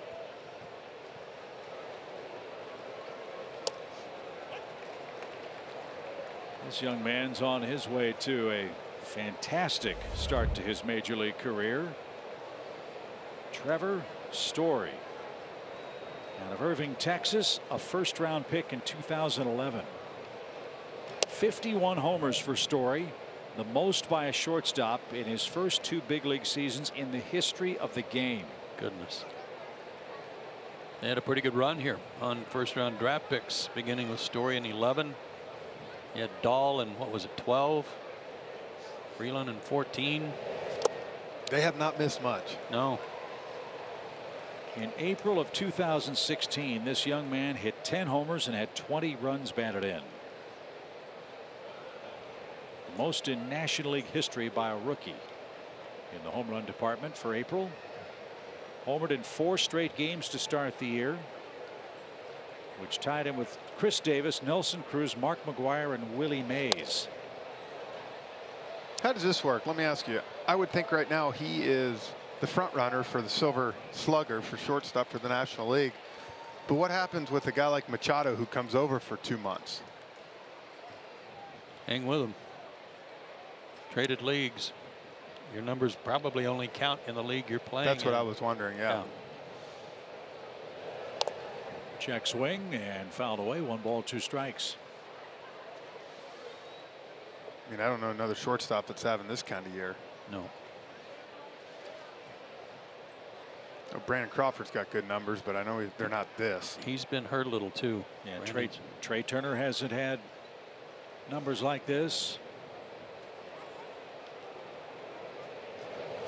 A swing and a miss by Story. That's 2 up, 2 down for Newcomb, who's retired the last 5 in a row. Here's Carlos Gonzalez. Look at this pitch right here, Joe. This is the pitch, exact spot that he wanted to go to Desmond. Yeah. Where he set up, and if he throws that pitch just like that to Desmond, you probably get the exact same result. See how devastating that is going to the side, but for him, he left it right over the heart, and Desmond had his weight back just enough to deliver. And really the big blow of the game right now. Yeah, and cover it. That ball was, this one, the Story was moving away from him. Big time. So base is empty for Carlos Gonzalez. He has one of the Rockies' 5 hits and is batting .288 now on the season.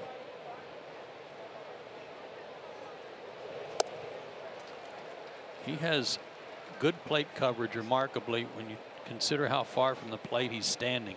But as Jeff said, he really does dive in. It's rare you see a guy stand that far off the plate. The only guy I can think of right now is Jason Hayward, who stands off the plate a long ways and dives in. Oh, that one almost knocked Ozzie down. What a missile.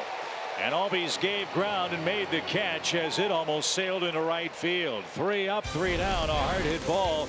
Look at Ozzie. Right at the left shoulder. It's 3-1 Rockies.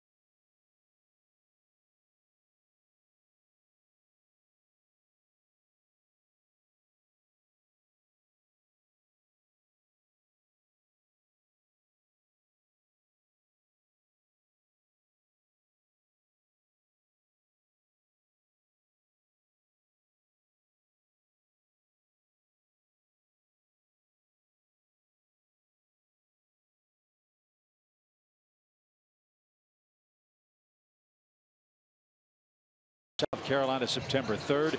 Get your ticket and co-branded hat at braves.com/college nights.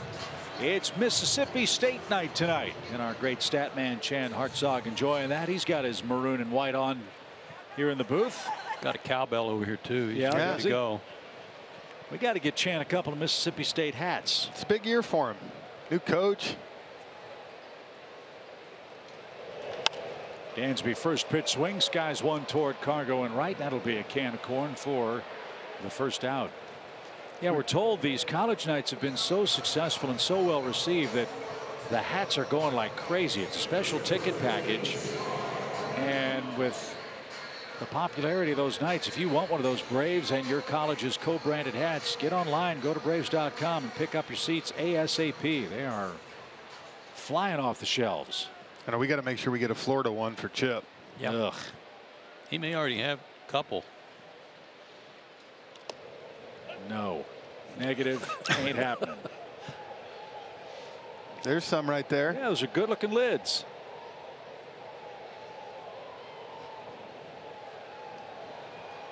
Some people from Stark Vegas. Stark Vegas? Oh, that's what they call it, man. That's what the Mississippi State people they think it's Stark Vegas. I didn't know that. Yeah. Happening place. Yeah, they think it's the most happening place. 0-2 pitch. And Newcomb's down on strikes. Former Brave Paul Mahallam, who's a Mississippi State alum, led the SunTrust crowd in the first tomahawk chop of the night.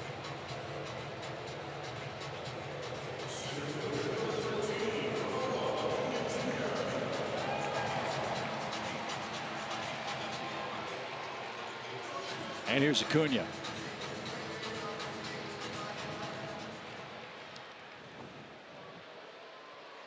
Two up, two down. Acuna has singled and scored the lone Braves run. Braves led 1-0. Colorado got 3 in the third. And Kyle Freeland is doing what he has been doing of late. 9-3 in his last 18 starts. Ronald hadn't hit a home run in about 8 at bats. About due. Way due. But he has reached while leading off the game in 8 straight games. Think about how hard that is to do. One of them was very painful. Yes. And look how much respect they have for him. Freeland's been pounding the strike zone all night. He went 3-1 last time against him, 2-0 now. And Ronald's good work this month is our Synovus Greatness Made Here feature. Again, it's kind of a scouting mission for the Rockies. They didn't see Acuna. He was still in the minor leagues when the Braves made their trip out to Colorado in April. 16 games, 16 RBIs, 16 runs scored, and only 8 homers. That's inside. 3 balls and a strike. And I think that's what's been one of the most impressive things about him. So young, 20 years old. To have the strike zone discipline he does. Wow. That hasn't been a strike for Newcomb. Full count. Boy, there was a pitch that Newcomb needed back in the 3rd inning and didn't get that was better than this one. Brian Knight might have missed that one.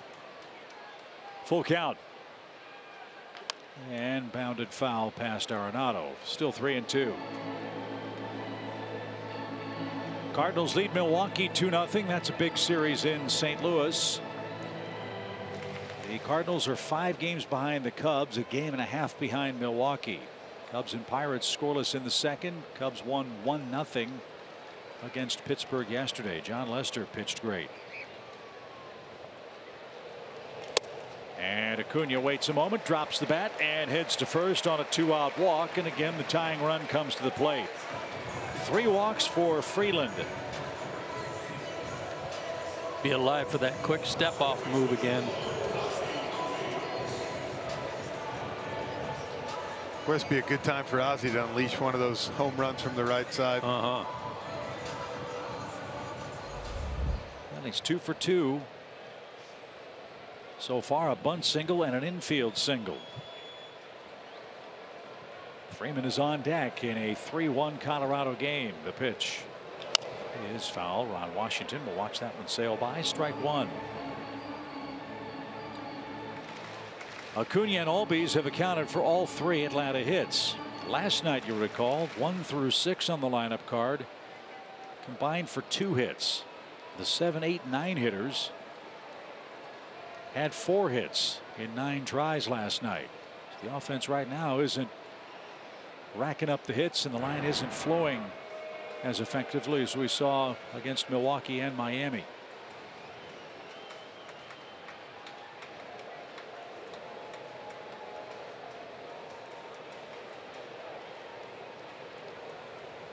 But you split a gap here, you could maybe make it a 1-run game and get this crowd back into it. There's that quick step. And Ronald is safely back.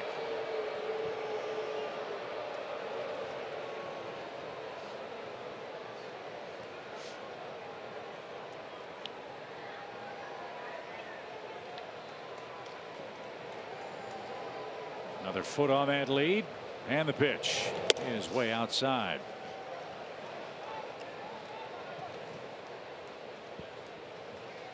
It's not flowing as freely, Chip, because both of these guys have had strikeout stuff.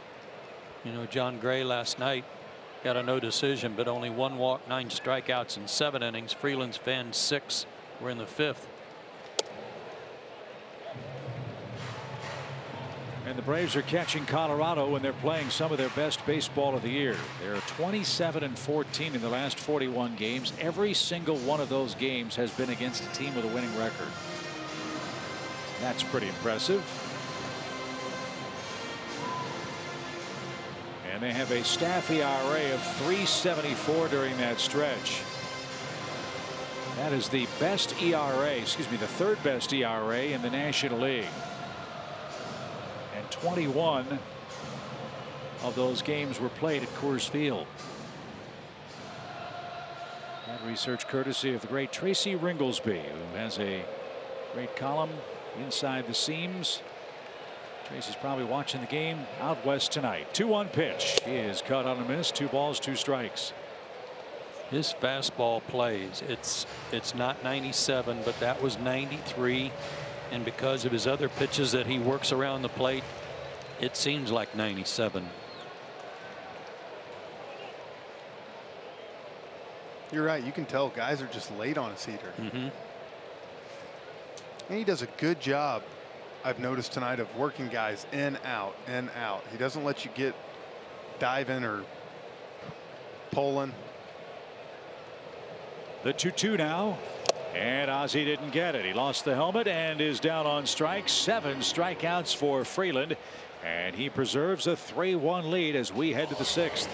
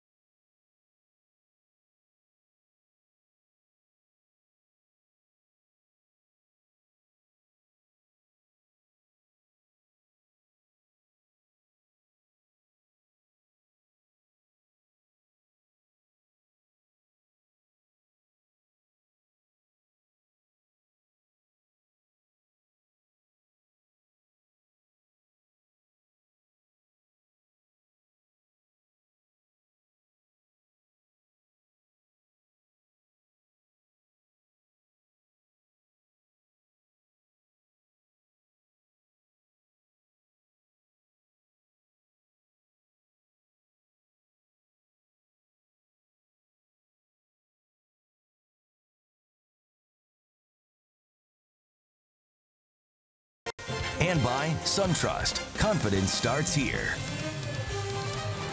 Back at SunTrust Park on a beautiful Friday night. Rockies lead by 2 after 5 innings. Desmond is the villain. He leads off for Bud Black's ball club.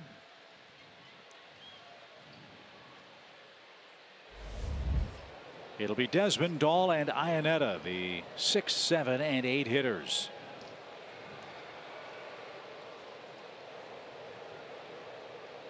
And that's off the plate. 1 ball, no strikes.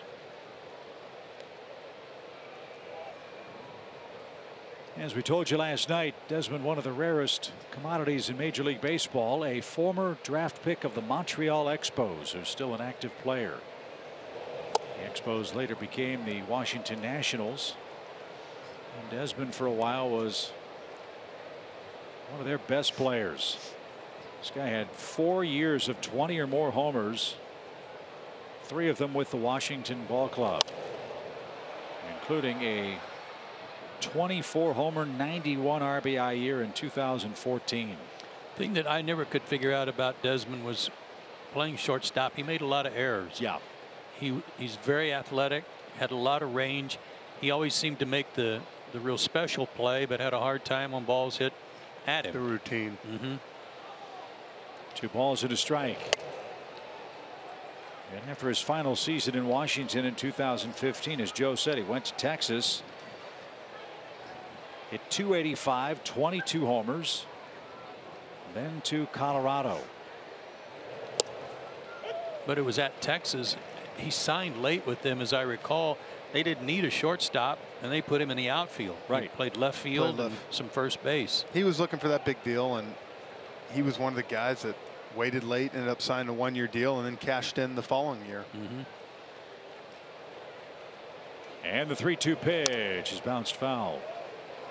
I was talking to their assistant hitting coach, Jeff Salazar, who I played against in the minor leagues coming up, and asked him about Desmond. You know, he's hitting .230. He said, say though, and you see he's got 19 home runs. He said he's got some huge hits for us this year, though, with guys on. Well, he's got one tonight. Yep.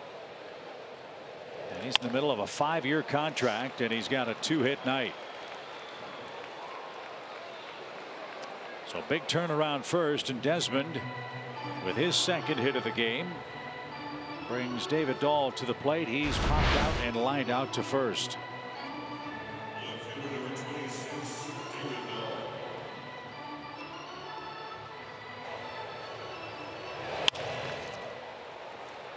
Good swing there on a pitch up and away from him. He can run. Got to keep an eye on him. 13 steals for Desmond. As Dahl 0 for 2. Takes a hook for a strike.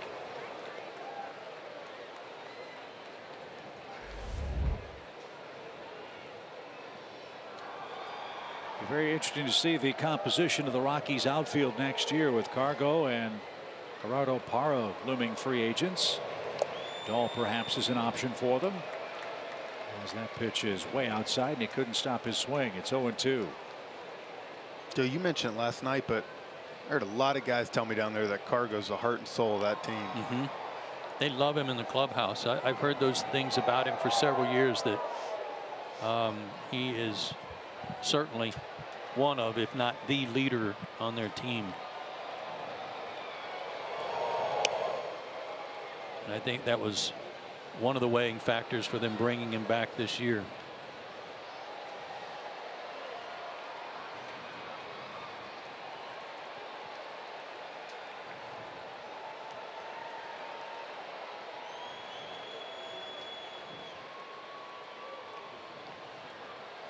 One ball, 2 strikes.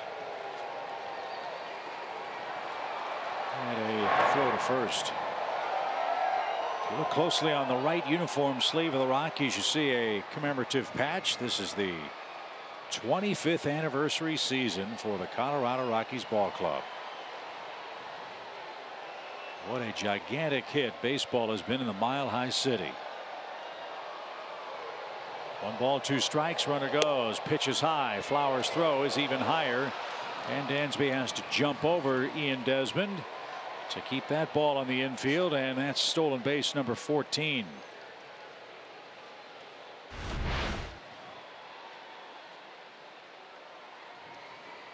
That was a nice deke by Desmond to not have a big lead, don't draw any attention to himself, and then one on the first move.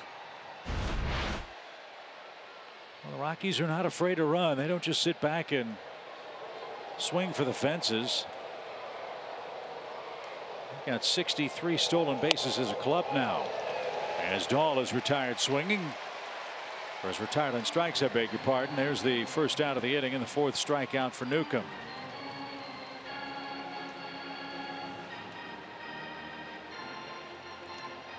So now it's Ionetta's turn. Sean has walked him twice, once intentionally.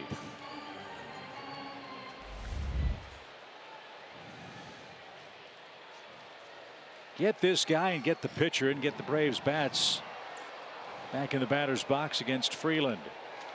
3-1 game, still a manageable affair here. Nice pick by Ozzie on a short hop.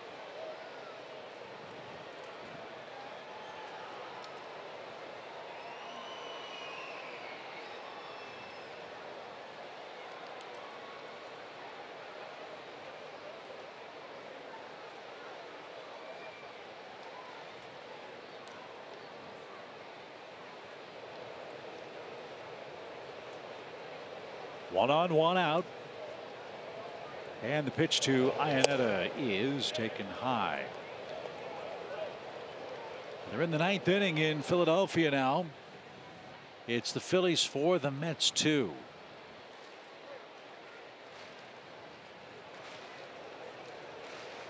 That was Aaron Nola and Noah Syndergaard starting that one. And the 1-0 pitch is lined into right field. A base hit by Ionetta. Here comes Desmond around third. Markakis loads up. His throw is going to be late. And Chris Ionetta, the 8th place hitter, adds to the Rockies' lead with an RBI single. His 28th run batted in. And it's now a 4-1 Rockies lead.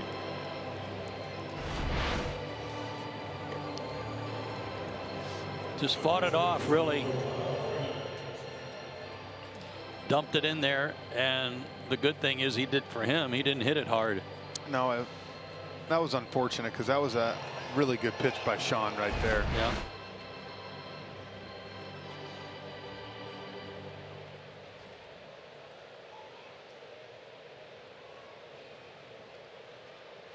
So Freeland has a 3-run lead now. He tried to bunt last time, and Freddie caught a pop-up while skidding along the infield grass last time Kyle came to the plate.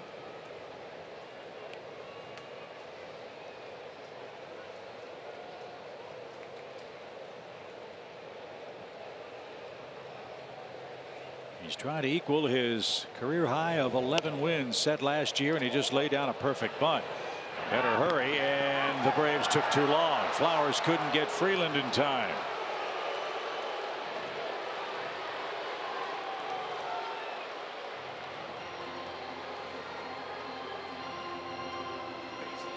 That's a bunt single.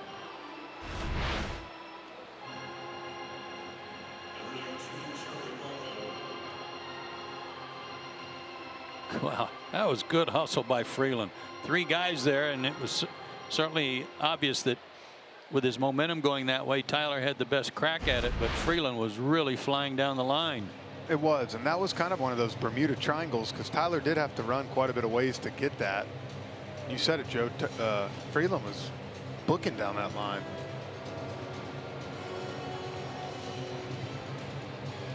Braves bullpen gets busy. Chuck's buying some time.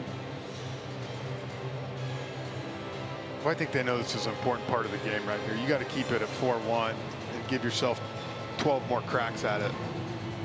You get to 5-6-1, you really put yourself behind the 8 ball. Chad Sabatka's up and throwing as Charlie Blackmon will stand in. 2 on, 1 in, 1 out. Blackmon's 0 for 3 with a couple of strikeouts.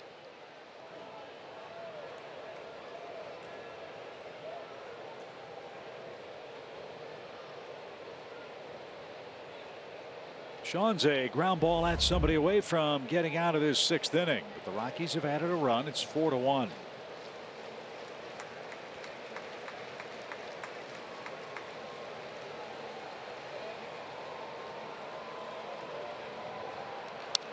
away, strike one.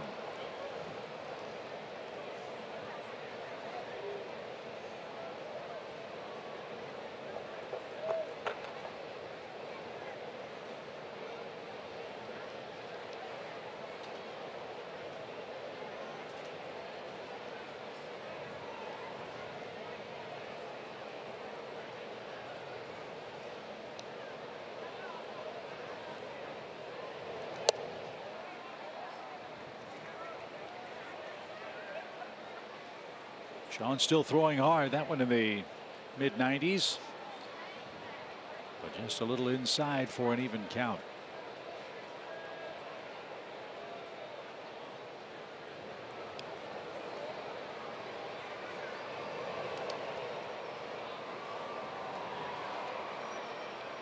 Two balls and a strike.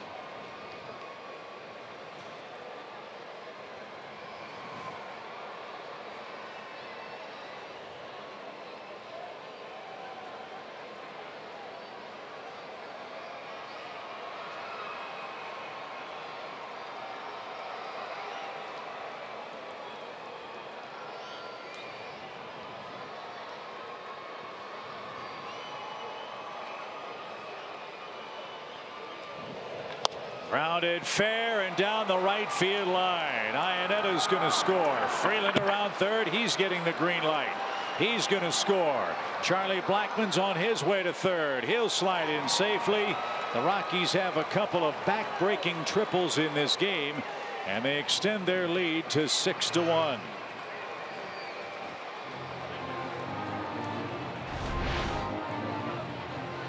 '52nd, 53rd RBIs for Blackmon. Got out around that one and yanked it right by Freeman down the line, and that one run that scores really hurts on the bunt single by the pitcher. Look at him go, though. Freeland can go. He can run. So Colorado with a pair of 3-run innings, one in the third, one here in the sixth. That is the end of the night for Sean Newcomb, and Chad Sobotka is coming on to pitch.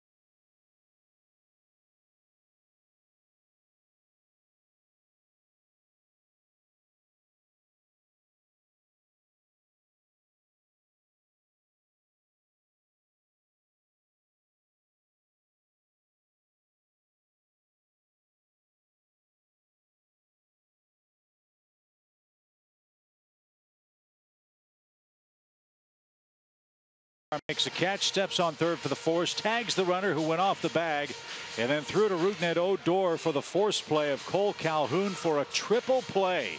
It was scored a 5-4 triple play, the third such triple killing since 1961, and Joe, the first triple play in the game since 1912 without retiring the batter. How strange was that? Crazy. I've never seen one like that before. No, me neither. He actually got the runner at third twice. Right. As Chad Sobotka is going to come on and try to clean up the sixth inning. DJ LeMahieu's the batter with Charlie Blackmon at third. The infield is in for Atlanta. The Rockies have put 3 on the board against Newcomb here in the sixth. Sobotka's looked really good, his fourth outing. And he throws hard. Big man, 6'7", throws it in the upper 90s. And as I said before, what I like about him is that everything's going to home plate.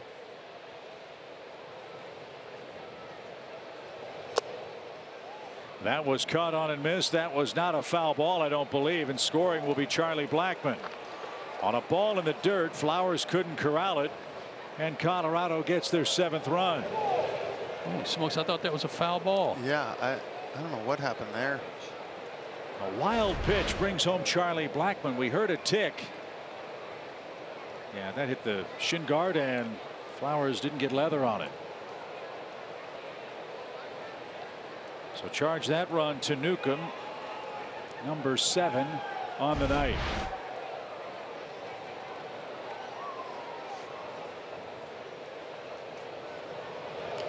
And a little dribbler hit down the third base line. Let's see if that'll roll foul. It did. Good play by Camargo to take a chance. That's the only chance he had. Yeah. Smart move. Phillies held off the Mets. That's a final 4-2. Philadelphia wins. Aaron Nola, another victory for the Phillies. Yeah, but the Phil's got to face DeGrom tomorrow night. They have a game. The Phillies have a game in Williamsport. Sunday. Is that against the Mets? Yes, it is. It is. I'm confused. How are they going to? What are they doing for the fence?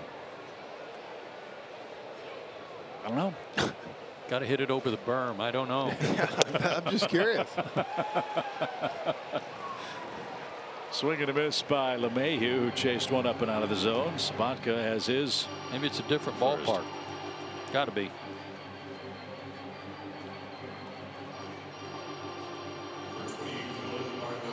And here's Arenado. Arenado's 1 for 3.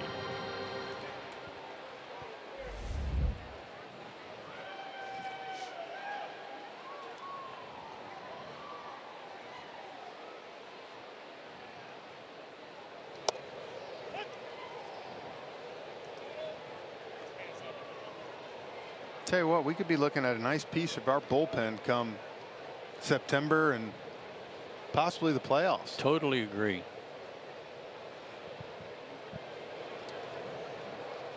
No balls at a strike for Arenado. Joe, to answer your question, there's a minor league baseball stadium in Williamsport. It's at historic Bowman Field. It's the home to the Williamsport Crosscutters of the New York Penn League. So that's my assumption as to where they'll be playing. As Arenado had an awkward swing. Yeah, it will be Bowman Field.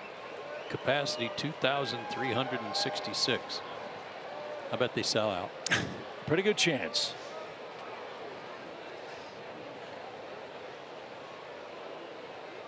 One ball, 2 strikes. And that's low. I salute Major League Baseball for trying to play Major League games in, shall we say, non-traditional venues. Braves were involved in one of those games with the Fort Bragg game a couple of years ago. And I still say that was favorite game I've ever played, and I wish that they'd do it at some other places, some other bases around the country. The 2-2 is lined into right field. Markakis charges, dives, and comes up with a terrific catch. That will end the Rockies' 6th inning, but it's a very productive one. 4 runs on 4 hits.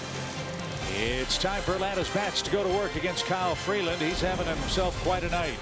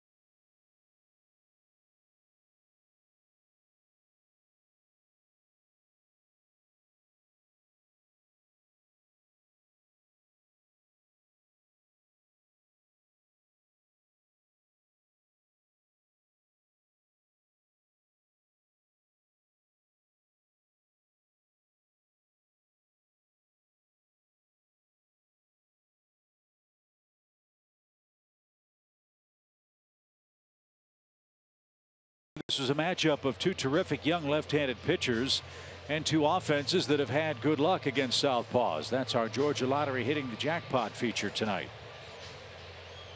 Well, certainly the Rockies have lived up to their numbers. Braves got to get something going.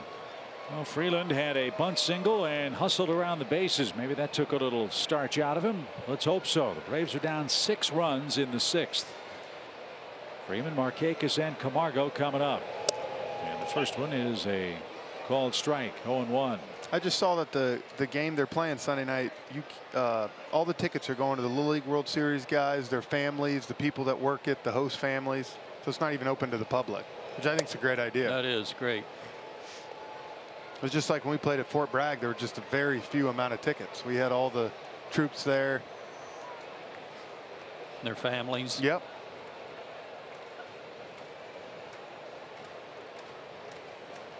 One ball, one strike. This guy's fastball really seems to move. Cutter, slider. He's got 4 really good pitches. Really impressive for Freeland, who's never beaten the Braves. Who've hit .304 against him head to head in their limited number of matchups. Well, he's held Atlanta to a run on 3 hits. He's gone 2 sliders low and away. It'll be interesting to see if he tries to two-seamer in or stay away from Freddie. Strike 3 at the bottom of the zone. He got that call. That's 8 strikeouts for him and 1 out. Gives you a little double leg kick. He pauses at the top of his windup a little bit and then rushes at you. I'll tell you what, I know it's 7-1 and there's many more things that are going to determine this game, but we haven't gotten that pitch right there that he got all night. No.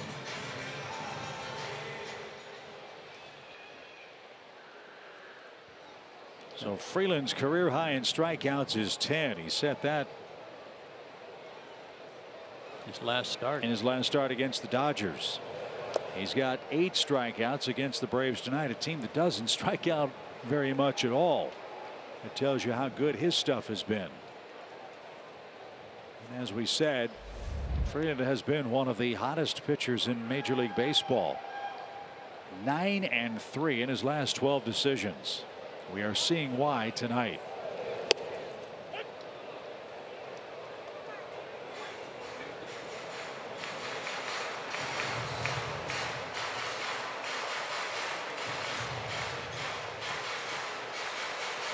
Nick has accounted for the Braves RBI.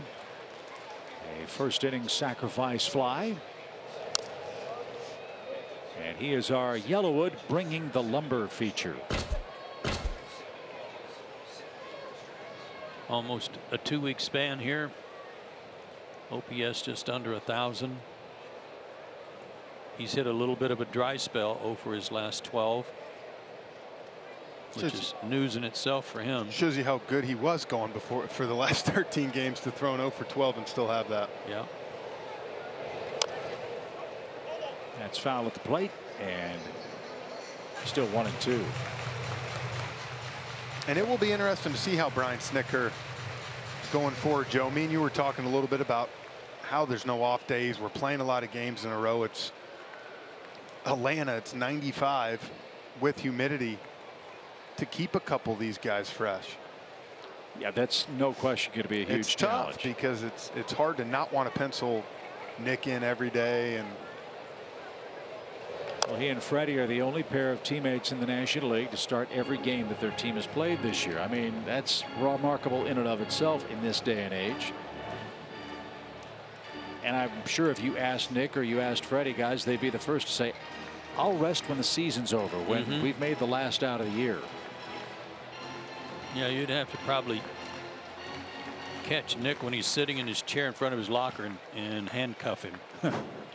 Keep him from going out.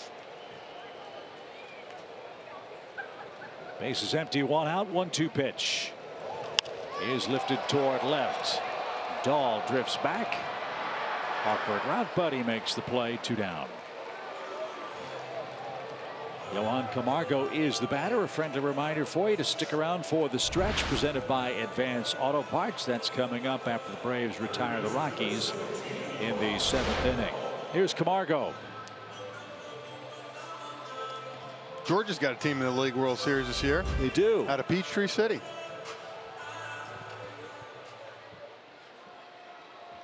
There's that one time where, Georgia had won two in a row, or 2 out of 3. Warner Robins, someone else, Columbus, I think, won one too.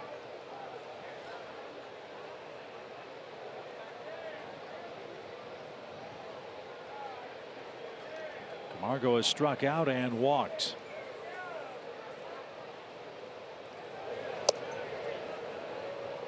I mean, the Little League World Series is so much fun to watch. The unbridled joy of those little kids just going out and having fun and playing the game.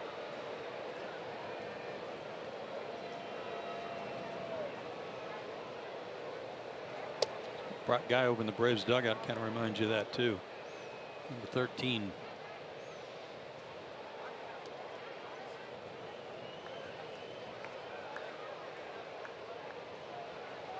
Two balls, no strikes. I'm asking because I don't know. What's the average age of the kids playing in the Little League World Series? How old are they? 12. 12? You can be 13, but I think you could only just turn 13 like in the last month or 2. Something like that. So put that in perspective. Acuna's 8 years older than those kids. Yeah. And he's starring in the major leagues. Amazing.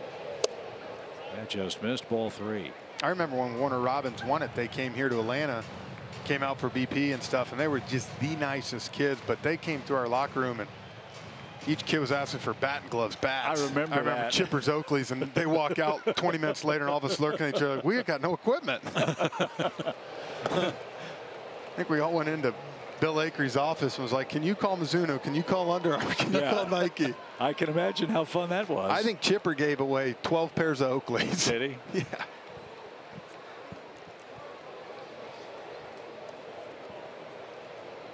Three balls, 2 strikes.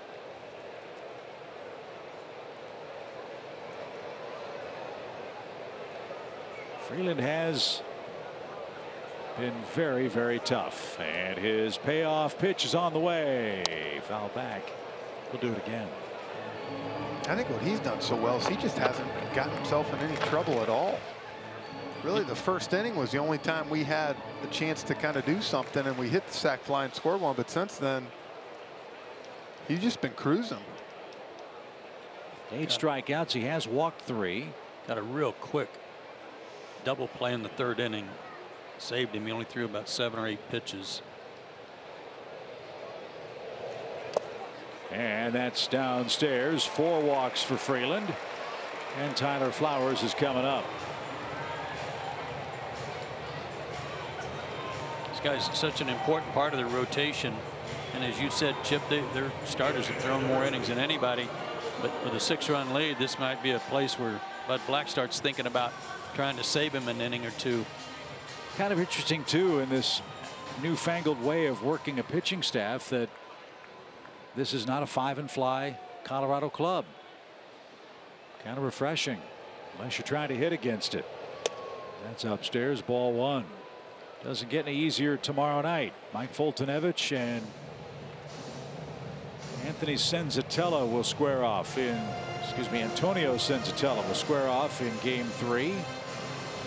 Senzatella's pitched so well of late that he has pushed Chad Bettis to the bullpen.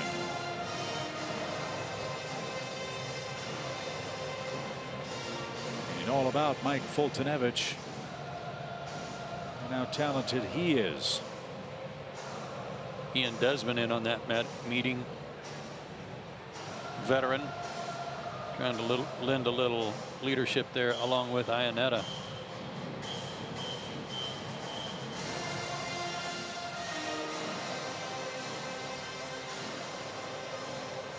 Probably something along the lines of, remember, you've got a 6-run lead and there's 2 outs. They have one of the better defensive teams in the league. They want to help him out. Good cut by Tyler, but that's fouled back. And it's an even count. Washington leads Miami 8-2. That game's in the 8th inning. Reds and Giants are tied 1-1. They've gone to the 10th in Cincinnati. How about that? A 1-1 game at the Great American Ballpark. Didn't see that coming. Cardinals 3-0 over Milwaukee in St. Louis. The pitch. I really liked San Fran about a month ago, and when Cueto went down for the season, I felt like that was kind of going to be tough for them to overcome. They just can't keep their starting pitching healthy. That's been a miserable problem for Bruce Bochy and their ball club. But they're still within shouting distance out west, but they've really got to, as I said, make hay on this road trip, facing the last place Reds and the next to last place Mets this week. Giants are 6 games out in the West. What gets so tough, though, is you're trying to jump 3 teams. Yeah. Not just 1, not even 2. There's a full count. That's been the pitch all night. I feel like that Freeland's been able to just kind of throw for a strike whenever he wants. Just Whenever like, he get me wants. over slider.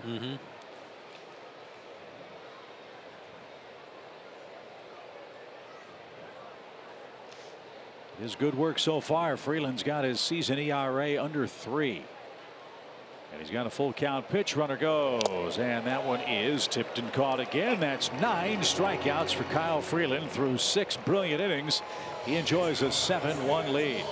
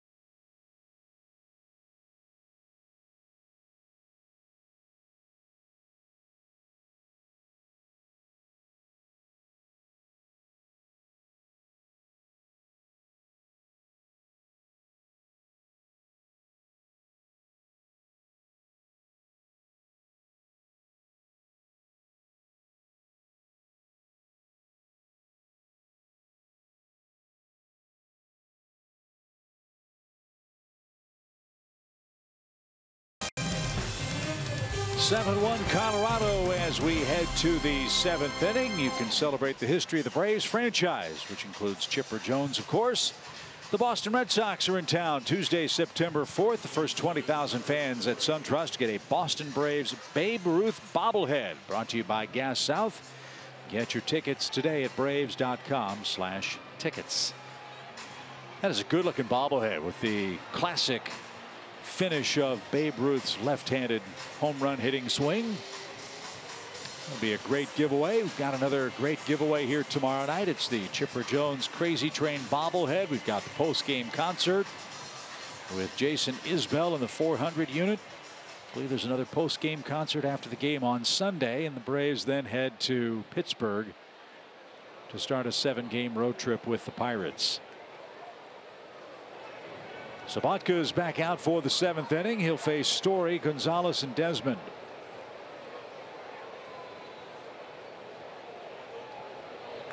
And a first pitch base hit to left.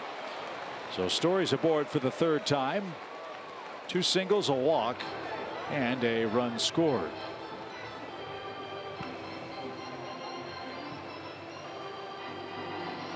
When you look at this Rockies lineup, there's a lot of power, there's speed, they hit for high averages. Of course, Coors Field certainly helps that, but I think the term I would use when I describe them is it's a relentless one. There is really no rest. It's almost an American League-like lineup without the designated hitter. Well, Jeff said last night, he was talking about how you always expect somebody from the Rockies to be up at the top of the league in hitting, and Arenado's not far off, but they're usually hitting 350.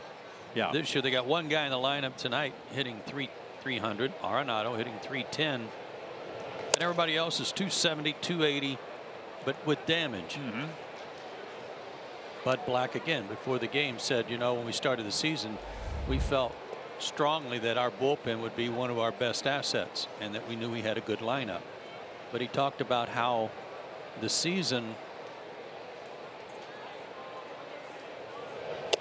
Pitch outside. The throw to second is way high again. And Story steals a base. That is his 17th. He said we weren't sure about our starting pitching, but our starting pitching became a strength, and our hitting wasn't there. And then our hitting came around and our starting pitching wasn't there. But through it all, our bullpen hasn't been nearly as good as we thought it was going to be. And isn't that the amazing thing? You know, the best laid plans of mice and men. The Rockies went out and spent a king's ransom to upgrade their bullpen, and it has not panned out, at least to this point, the way they had hoped. He said Davis has been very consistent and good at the end of ball games. He also pointed out Ottavino and how good he's been.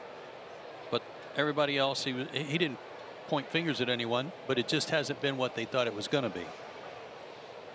And I said last night, I think O is going to be a huge pickup for them down the stretch. And ball four to Gonzalez, 2 on and nobody out. Well, look, a season is a 162-page novel, as it were. And at one point, it looked like it was going to be a very unhappy story for Colorado this year. As late June, they were 8 games out of first place. 8 games in that division that was being dominated by the Dodgers and Arizona, which had played so well. But they slowly whittled that down from 8 games to 2 games in the span of about 2 weeks. And now here they are in Atlanta on a road trip that saw them go to Houston and split a series.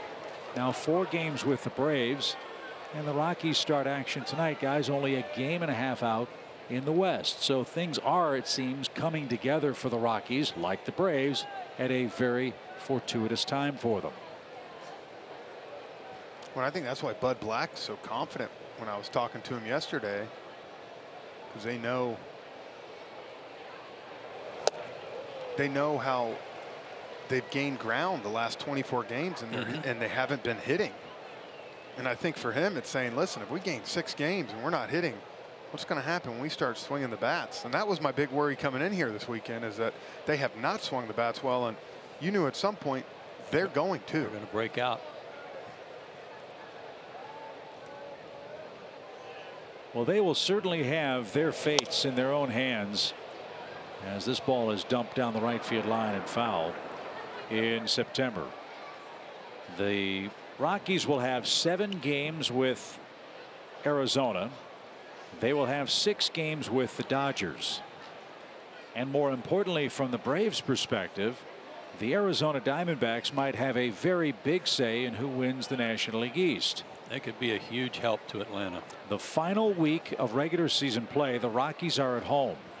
They have 4 games in Colorado with the Phillies. And the importance of that is Philadelphia, after play on the 27th of September, will have to fly all the way back to Philadelphia to play the Braves in the final 3 games at Citizens Bank Park. The point of that being, what effect will 4 games in Colorado have on the Phillies staff before facing Atlanta? That could be real interesting baseball drama. Here's the difference. The Phillies play 4 games here, 4 games in Colorado, and then they have the Braves 3 games at the end of the season, while the Braves are going Phillies, Mets, Phillies. Much shorter travel, much easier travel. Well, and different ball club. And we pointed out right now that game versus the Phillies on Sundays at 1:35. But I haven't checked the schedule, but if it's game, 2 games, I'm going to bet ESPN picks it up for Sunday Night Baseball. And now you're talking them flying all the way to Colorado to play Monday game. And that's another reason you need Colorado to stay in it too, because you want that last week. You want them clawing out there for those 4 games. You don't want them out of it. So there are a lot of moving parts in place. That's what makes the last 6 weeks of the season so much fun. No balls and a strike. Now to play by David Dahl, who is 0 for 3 in the game. 2 on, 1 out. We're in the 7th inning. Don't forget to stick around for the stretch. I said it was nice driving in to the stadium this week, and for the first time in a long time being able to listen to talk radio and other things where they're still talking about the Braves, talking about baseball, not just football. The stretch presented by Advance Auto Parts is coming up. Nick Green won't be talking about football. He'll be talking about his MVP candidates in between innings here late at SunTrust Park. And there are a whole host of them again in this series for the Braves and for Colorado. No balls, 2 strikes for David Dahl. 2 on. And he blew him away with a 97-mile-an-hour fastball. This kid's got a good arm. He sure does. Got Desmond to take a good pitch for a strike 3 call.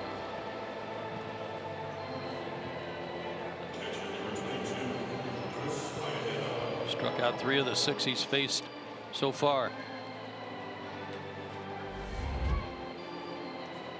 I know Desmond's triple did the most damage tonight, driving in 3 runs, but this guy's base hit the other way, driving in a run last inning, kind of set the tone for that big inning again. Yeah, you're thinking, okay, you've got a man on, 1 out. You've got the 8 and the 9 hitters up. You feel like, okay, it's still a manageable game. It was 3-1 at that time. But the Braves haven't been able to retire Iannetta yet tonight.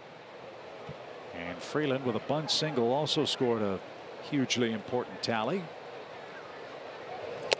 as that one was tipped into Flowers' glove. It's 0-2 in the blink of an eye.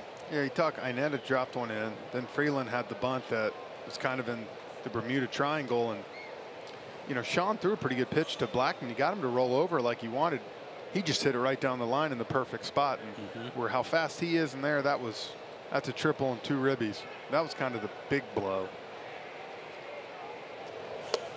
This figures to be Sabatka's final inning. His spot is due 3rd when the Braves bat in the 7th. He has struck out 3 men in an inning and a 1/3 so far, a hit and a walk. Big man, 6'7", out of Sarasota, Florida, and the University of South Carolina upstate. Braves got him in the draft 4 years ago, and he just got strike 3 called. So after the Rockies put the first 2 on, he struck out the next 3, and Atlanta retires Iannetta for the first time. Stretch time at SunTrust, 7-1 Colorado.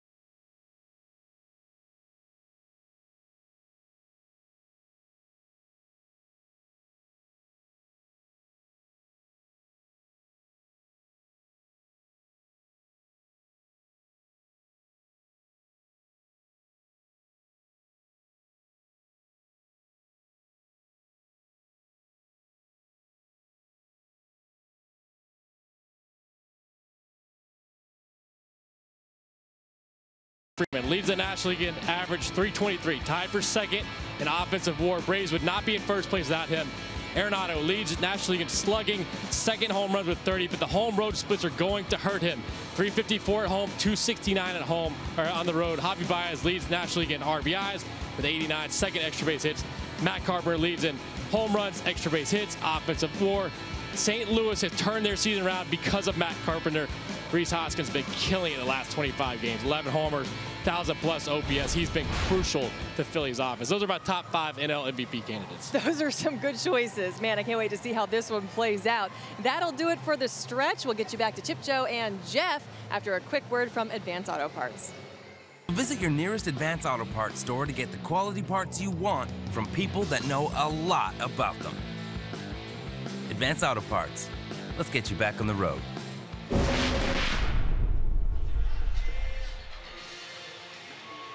Rebecca and Nick, thank you very much. Nice job on the stretch. I thought Nick did an excellent job of presenting his MVP cases for National League players. Arenado certainly deserves to be on that list for Colorado. He's got a 1 for 4 night tonight. Brian Shaw will take over for the Rockies. 30-year-old right-hander signed as a free agent before this season. Part of a complete bullpen overhaul and upgrade Colorado thought this offseason. A lot of cutters from this guy, cutter and curveball. And if you want to look at their bullpen and their numbers, all you got to do is see that 4 and 5 and a 6+ ERA to find one spot in their bullpen that has been disappointing after the investment that was made. This guy had put up great numbers for the Cleveland Indians. And that's always the cautionary tale when you sign a veteran relief pitcher.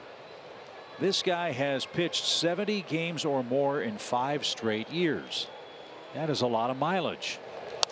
One, because he's been very good in Cleveland. Helped them get to the World Series a couple of years ago. But you always wonder, guys, how many bullets are left in that arm for him. Yeah, I mean, he was as good as there was up there. Him, Cody Allen, and Andrew Miller that year, those 2 years in a row were just. Game was over in the 6th inning. Yep. They signed him to a 3-year contract as that one's whacked through the left side by Duvall. That is the first Atlanta hit since the 3rd inning, and the first hit by a Brave not named Acuna or Albies tonight. So there's a start, and Dansby Swanson is the hitter.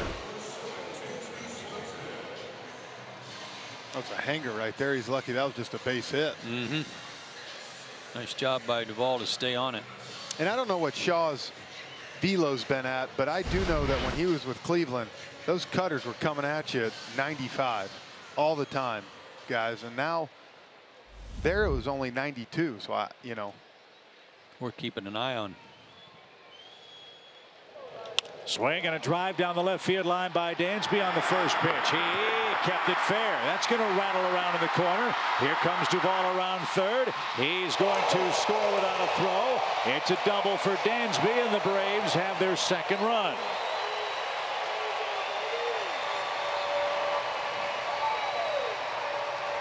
So like Swanson's racking up the extra base hits, fellas. He is. Look like another. So that was just a little cutter again that just. It's kind of like a sailor. It wasn't color. It wasn't cutting, and that was. That's what I'm saying. That had no.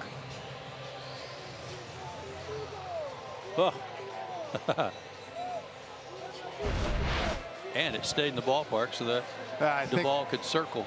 I think it hits. I think it might have hit someone's hand. I think that's what Bud Black's coming out to argue. And so if that's the case on fan interference, Duvall would have to go back to third base. But also might be asking if that hit one of the metal railings up at the top of the stands. Yeah, it looks like a fan had put their hand out. Let's see if somebody touched this baseball. Remember, Colorado already used their challenge on the pickoff attempt of Ronald Acuna in the 1st inning, and that challenge was denied by New York. And so now Joe West and the rest of the umpires are going to meet and see what they saw. Our angle seems to indicate that fan did not touch the ball. I think he was trying, but I think he whiffed on it. Well, and you would hope that we get a chance to Dansby to get an RBI, but the main thing there is got a couple runners on and we got a little something going. You said it, their bullpen's been shaky. And the Braves have been so good late in the ball game. Maybe this is a good start. Now watch that fan up high. He actually pulled his hand back over to the railing.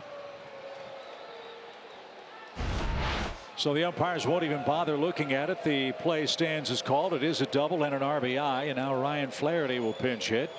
Runner at second, nobody out. 7-2 game. And Shaw almost threw that to the backstop. 1-0. Shaw's from Livermore, California. He went to the same high school as Randy Johnson.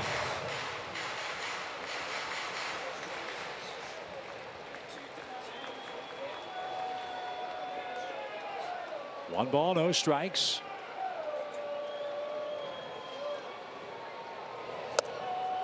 And now it's even, 1-1. Shaw was originally an Arizona Diamondback. He went to Cleveland in a gigantic trade that also sent Trevor Bauer to the Indians. That was back in 2012. One ball, one strike. And that's taken low and in. 2-1 the count. Who went the other way? A lot of guys. Trevor Bauer, Matt Albers, and Brian Shaw to Cleveland. Lars Anderson, Tony Sipp, and Didi Gregorius went to Arizona. Shin-Soo Choo, Jason Donald, and Cash went to Cincinnati, and Drew Stubbs also went to Cleveland. The old three-team trade. I never knew Gregorius was originally with Cleveland.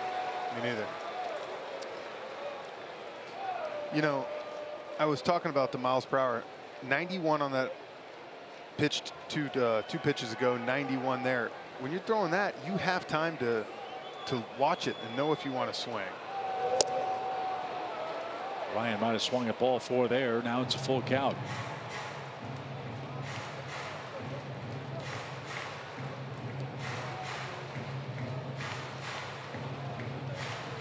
Love to see him get the run in, or at the very least get him over to third base.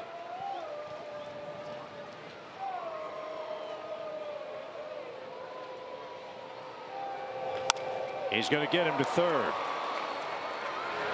So Flaherty with a productive out.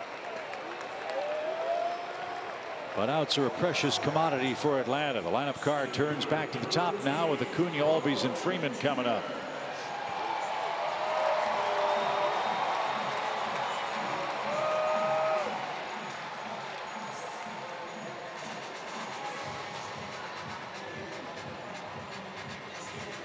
Well, Acuna got the game off to an interesting start. A ground ball up the middle. Trevor Story gloved it, made a 360 spin, and nearly threw it into the stands. Acuna was credited with an infield hit.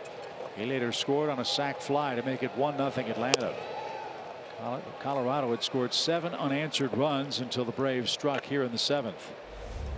More importantly, as you said, Chip, the Braves didn't have a hit after Albies hit in the 3rd inning until Duvall got his. 1-0 pitch. Freeland had really closed the door. I'm going to call a base hit right at second base right here. I think he's going to throw one of those cutters after he took a nice little hack there. He's going to get back to hitting it up the middle and not going to run. Tried to, trying, yeah. A little late.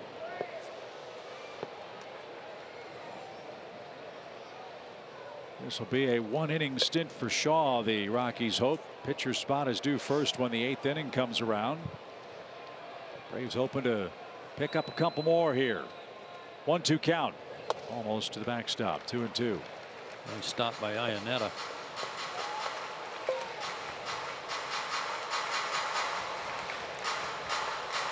So the Rockies snap that streak of scoring less than 6 runs tonight.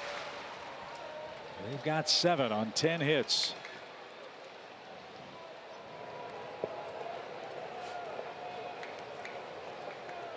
And now the 2-2 is swung on and missed.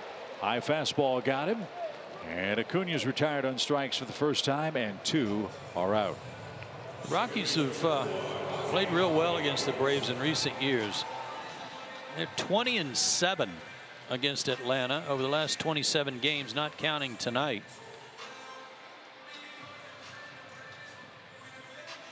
Somebody's got the wrong hat on. I think someone didn't tell Steve Foster, the pitching coach, that. I mean, and he's wearing glasses. Yeah. So it wasn't that.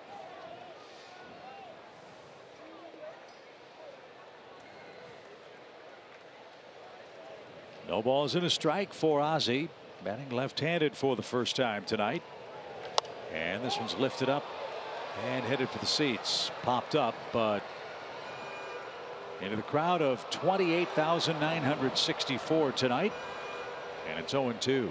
There's a perfect example, Joe, of what we were talking about last night. A bunch of his swings pop up to the left side there, getting the head out, but a pop up, you know, instead of a ground ball or line drive down the right field. Trying to go out around it. Absolutely.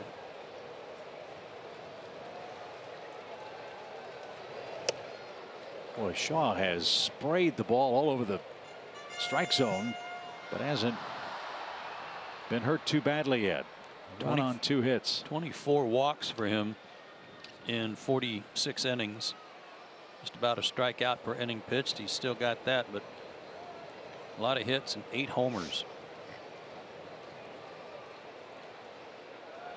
Now the 1-2 is out of play left side.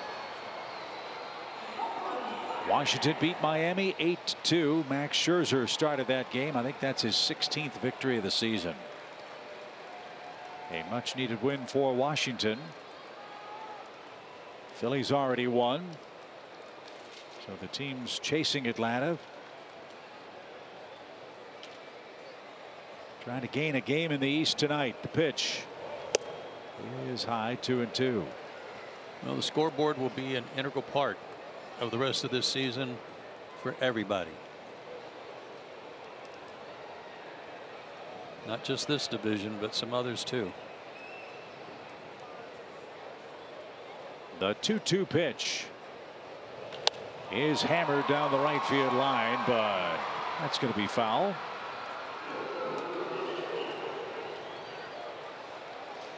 The National League Eastern race is going to be a lot of fun to follow. National League West as well. Central separated by 3.5 games. The AL East, Boston with a big lead. Cleveland a huge lead in the Central. Houston by 2 games over Oakland. So 4 of the 6 divisions still very competitive. Late the pitch is grounded to the left side. Arenado can't get it. Story did. A brief stumble, but a strong arm gets Albies. And that ends the Atlanta 7th. The run on 2 hits, 1 left. We head to the 8th.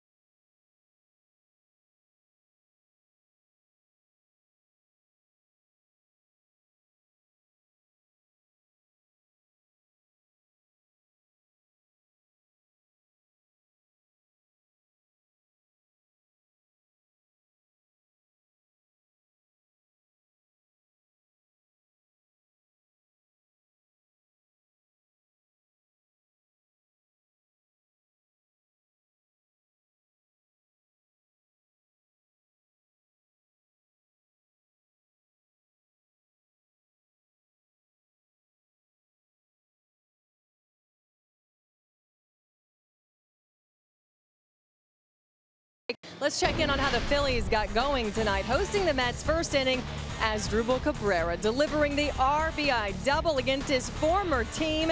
The Phillies would score 3 in the first off Noah Syndergaard and go on to beat New York 4-2. Guys. Okay, Rebecca, thank you very much. So the Phillies taking advantage of a soft part of their schedule like the Braves did against the Marlins. And they've beaten the Mets tonight. Atlanta running into a heating up Colorado club, trailing 7-2 tonight. They'll turn the keys to the car over to Colby Allard. He'll work the 8th And we hope the 9th inning. He'll face Garrett Hampson as a pinch hitter. He was called up on July 21st. Sorry, Chip. First action in a while for Colby. His last big league action 10 days ago. Start at Washington. Hampson started the year in Double-A, made his way to Triple-A Albuquerque. Hit .314 in the minors this year. 10 homers, 39 RBIs, and walked 47 times. And he pops this one up to the right side, and that should be handled by Freddie Freeman, and it is for out number 1.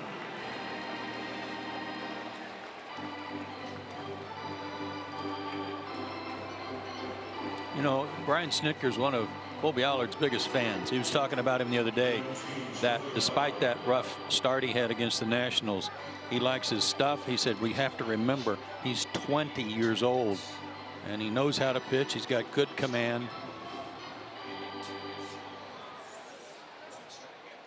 So I'm anxious to see him pitch more. Well, that was a tough little situation he got put into versus Nats. You know, when you have been strictly a starter in the minor leagues, and even when you came up here for a couple starts, and then Anibal's cruising, and next thing you know, here you are in a big game up in Washington. 1 ball, no strikes for Blackmon, who rifles a single into center field. So a 2-hit game for Charlie Blackmon, who had a rough August. He's starting to heat up, and that's just what the National League doesn't need to see him join in on the hitting fun for Colorado.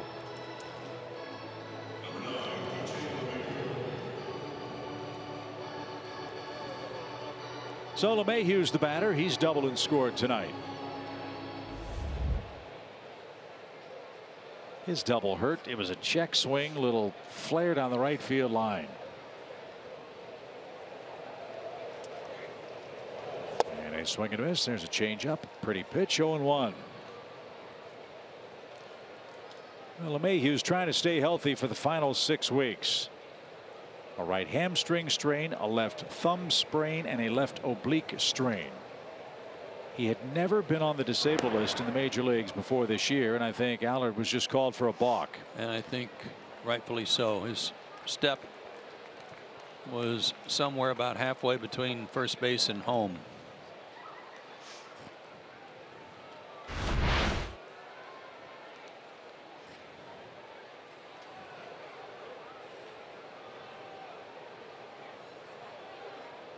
See it better here from this angle.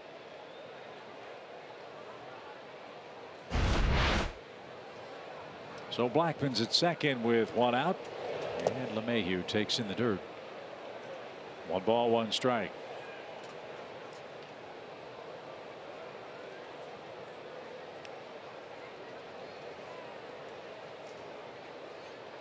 Might ask, why in the world would the Cubs trade away a guy that had the potential to have the talent that DJ LeMahieu has?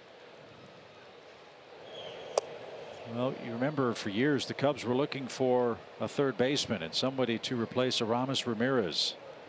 Remember Ian Stewart? Oh yeah. He was a really good young third baseman for the Colorado Rockies who never really panned out with the Cubs. And that's who Chicago got for LeMahieu. He's turned into an all-star and a batting champion. And I believe is a pending free agent.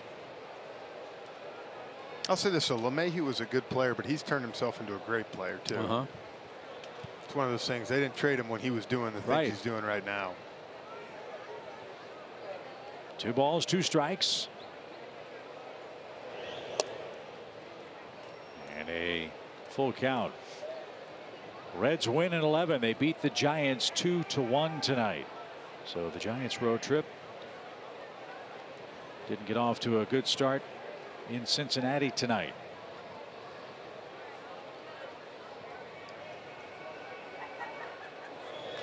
That one is hammered into center field, a base hit. Blackmon around third.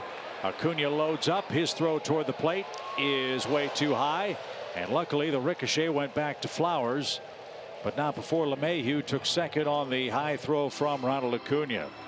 So back-to-back hits brings home another run. It's 8-2 Colorado. 37th RBI for LeMahieu. Fastball down the middle, hit right back where it came from. And Ronald, in his effort to try to throw out Blackman, airmailed everybody.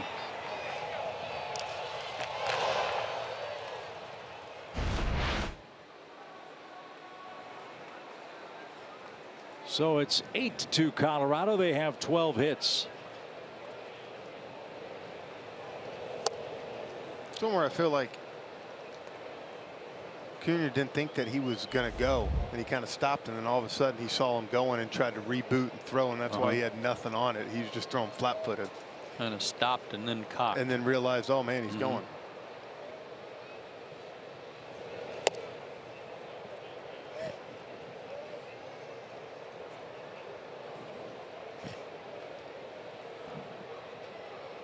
See Acuna out in foul territory a lot with Eric Young working on footwork, coming to the baseball and fly balls. They never stop working on fundamentals.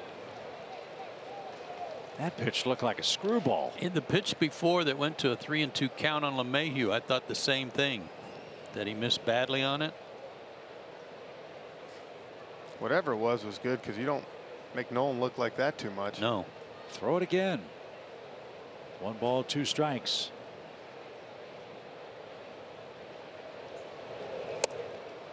Maybe that pitch will set up that fadeaway pitch from Allard.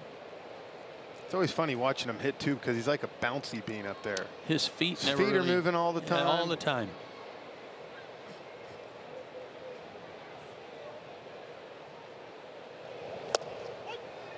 Strike 3, and Arenado can't believe he was rung up.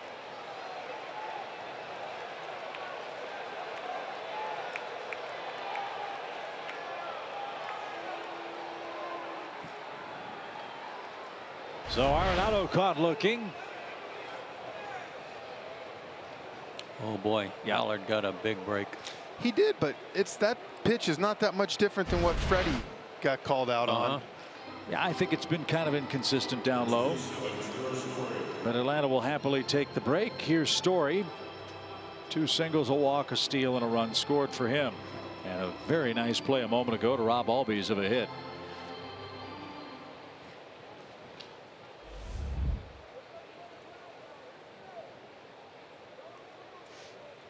Story had his 12-game hitting streak come to an end last night. He started a new one with 2 hits in this game.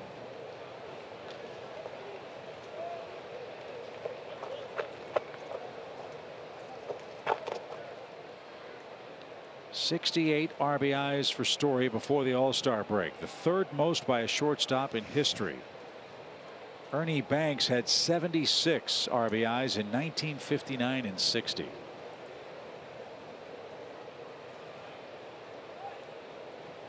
So when you think of this Rockies offensive club, I can't think of a better offensive tandem at short and third than what Colorado rolls out there every night in National League play. That is something else.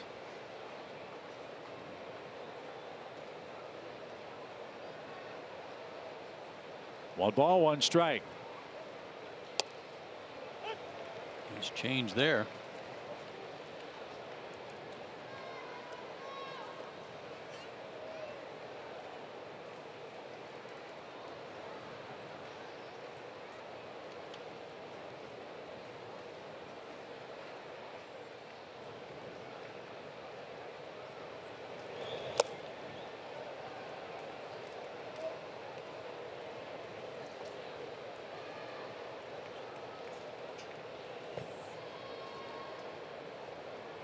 Fresh supply of baseballs for Brian Knight, the home plate umpire. Is that Drew Plant, the bat boy tonight down there? That is. Hardest working guy in the game. Does a great job. 2 balls, 2 strikes. And fouled away. I was talking to him the other night after Acuna got hit, because he went out there and kind of got the bat. I was like, did you get the itch to go on out there?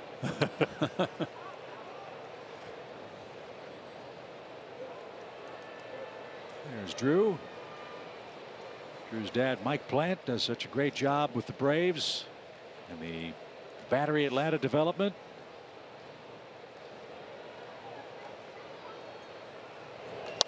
play foul. Mike, a great wine connoisseur, president and CEO of development for the Braves. And his son Drew, longtime clubhouse assistant and bat boy here in Atlanta. Those guys work hard too. Yes, they do. Cleaning shoes, doing everything. They're here till long after the players have left. Great kids who work hard. John Hollins trained them well. As that one's off Tyler's glove.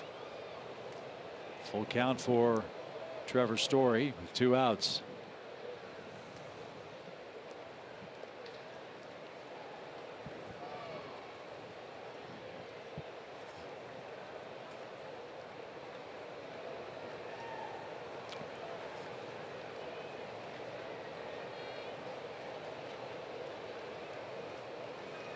.23rd pitch coming up for Colby Allard here. The delivery is grounded towards short.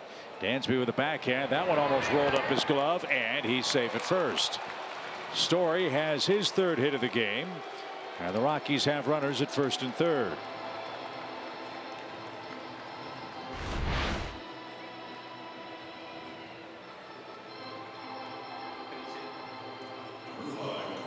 Ball came up on Dansby that time, and he wasn't sure he had it. He had to check his glove to see if it was still in there cleanly. You're right. It hit the palm of his glove and started to come out. So that's the 3rd single for Colorado in the 8th inning. And the Braves face Carlos Gonzalez yet again. He has singled and walked. This is the 5th time he's come up tonight.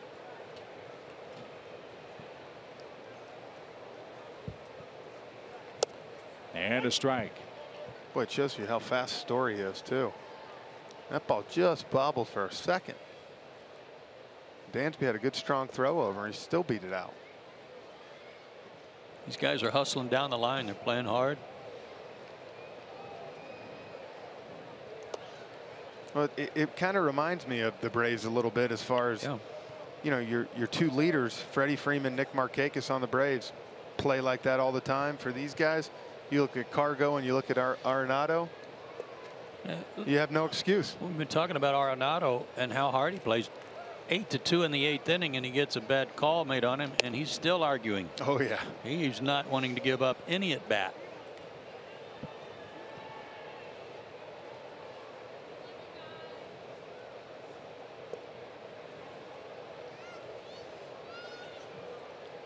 Two balls and a strike.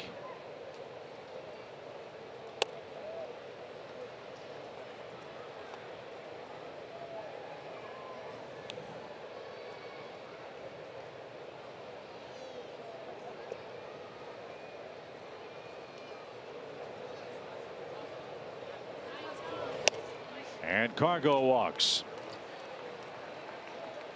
A little rusty. Yeah, will be a little rusty tonight. Yeah. And Chuck Hernandez is going to come out as the arch villain tonight for the Rockies is coming up. That's Ian Desmond, who had a bases loaded triple back in the 3rd inning. I'll tell you what, the Rockies have had a lot of base runners in this game. This is the 3rd time they've had them loaded. Visit Synovus for your banking, lending, and investing needs. Synovus, the bank of here.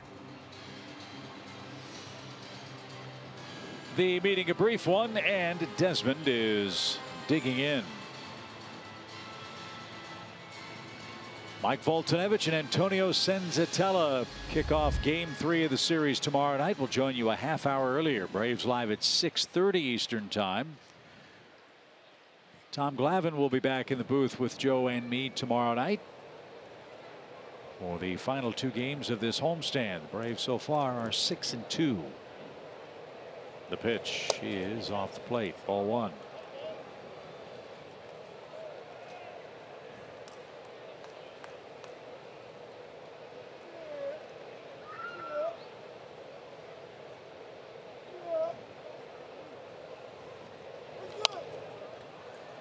Good cut, but fouled back. 1 ball, 1 strike. Yeah, another bases loaded opportunity for him. He had been 0 for 15 against the Braves coming into this game. So 0 for 16 before that bases loaded triple. And 2 for 4 overall on the night. The 1-1 pitch. Here it is. Hammered past Freddie Freeman and into right field. That'll score a couple of runs. A huge night for Ian Desmond. 5 RBIs, and the Rockies are pouring it on. LeMahieu and Story score. Gonzalez all the way around to third. I don't think Freddie would have had a shot at this, but he blocked him. He couldn't even see this one at first hit.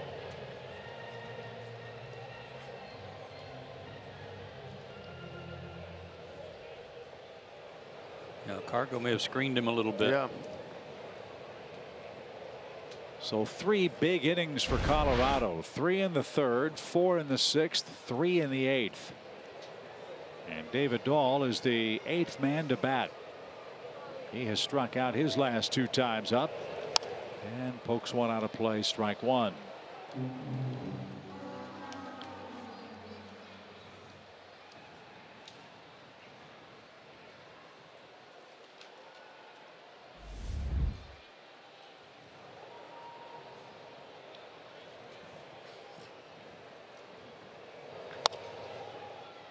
Oh, 2. Been a while since the Braves have given up double digits. They got beat at Milwaukee July 8th, right before the All-Star break. 10-3. A game started by Sean Newcomb.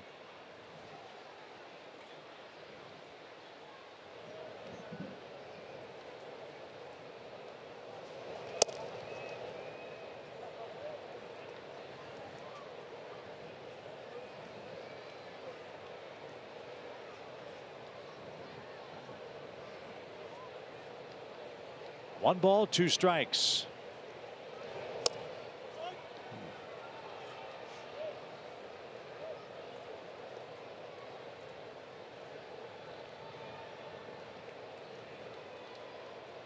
Good spot for that outer curveball here. He got it, but it was fouled away. We'll do it again. McGee was warming up down there, the big hard throwing lefty. Looks like he's going to come on even though it's 10-2 now. Well, you've got the 2 lefties and then Camargo coming up as this one is hit high in the air to deep right. Markakis is back, warning track, edge of the wall, and has just enough room to put that away. Dahl just missed hitting another home run. He hit one here last night. 3 across in the 8th for Colorado. They lead at 10-2.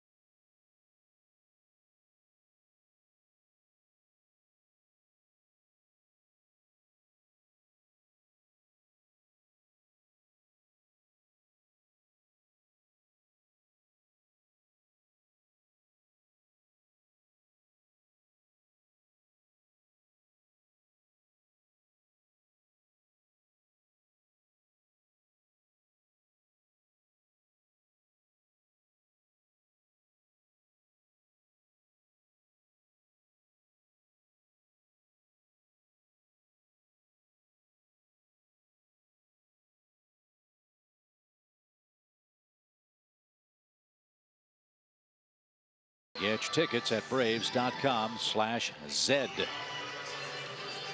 Bad news at SunTrust tonight. 10-2 Colorado in game 2. Won't get any easier. Look who's on to pitch for Bud Black. It's left-hander Jake McGee.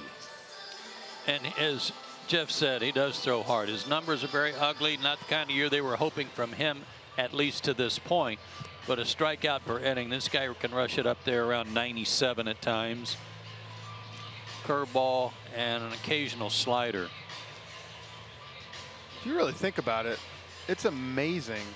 The Rockies, as you talked about with their starting pitching, are doing what they're doing. If you would have told me Brian Shaw, Jake McGee, and Wade Davis would all be over a 5 ERA in August, I would have told you there's no way they're 500. Right. Well, it's not the Coors Field effect for McGee. He has pitched there before this season. In fact, they re-signed him after he pitched in 62 games for them last year. McGee, Davis, and Shaw signed roughly $100 million worth of contracts before the start of this season to bolster the Colorado bullpen. Freddie Freeman leads off and takes outside, ball 2. Freddie's 0 for 3. He'll try to keep a 4-game hit streak alive here in the 8th inning.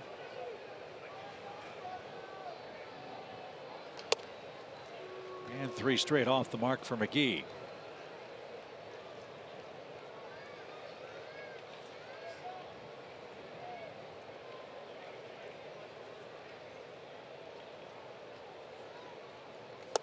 And a 4-pitch walk with an 8-run lead. Thank you very much. So that's how the Atlanta 8th starts. Nick Markakis is the batter. Let's take a look at our StatCast AI powered by AWS. Terrific catch by Markakis in right field.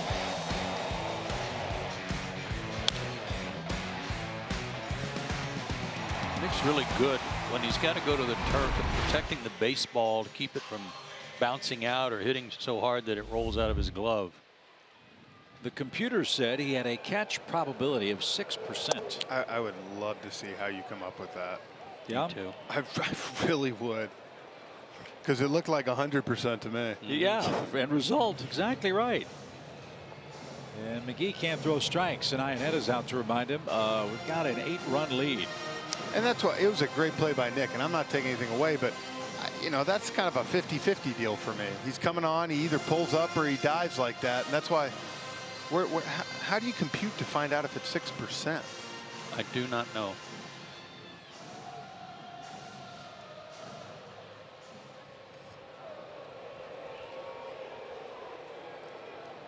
One ball, no strikes for Markakis. They concede second base. Freeman takes that, and it's ball 2. No stolen base.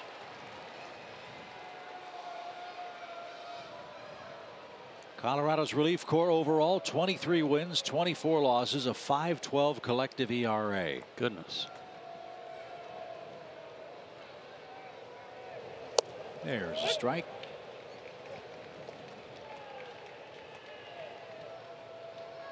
Their team pitching, however, really made the turn in July.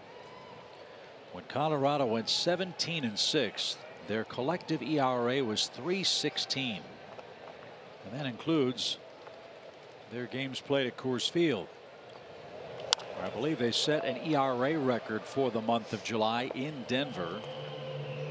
And that's when Colorado really made the move from that 8-game deficit to being only a game and a half back. Well, this guy's got 7 years in the big leagues, and is coming into the season, his major league ERA was 3.15. Ton of saves while he was with Tampa Bay. Well, and that's one thing I think that was interesting when Chip was talking earlier about you only got so many bullets. You know, I faced him. Fly ball to right. Cargo broke in for a moment but retreats. And Freddie didn't tag up. He's still at second base, and now with 1 out. We faced him in 15, 16, even before that. I mean, he was sitting 98, 99 down there in Tampa consistently. And, you know, as Chip said, sometimes you wonder with these guys with their arms, you know, how many bullets you got. I told this story before. He wasn't a pitcher. He was a hitter. And a teammate of mine And near the end of his career, he just told me flat out, he says, I think I'm out of hits. He said, I think we're only given so many and I'm out. That's beautiful. There's a shot off the bat of Camargo, but that'll be caught by Dahl. There's a hard hit ball. Freddie back to second. And Freddie been able to tag up. That would have been deep enough to get the Braves another run, but no such luck. He's still at second base, 2 outs, and Tyler Flowers the batter. Tyler has struck out twice. He's walked once. Nice crowd tonight, 28,000 plus. They were rocking and rolling after the first couple of innings when the Braves led 1-0. But 3 big innings for the Colorado club has had them a little quiet. We will have post-game fireworks tonight. And hope for a better result Saturday and Sunday, the final 2 games of this long homestand. As we said, the Braves head to Pittsburgh, then Miami coming up. The Braves return home on August 28th. 2 games with the Tampa Bay Rays. If you have a Braves schedule at home, you might note that the original schedule shows an off day on August 30th. That game will be a makeup date here against the Chicago Cubs. Then Pittsburgh's in for 3, then the Boston Red Sox over the Labor Day holiday. Then we make our last road trip to the West Coast, Arizona and San Francisco.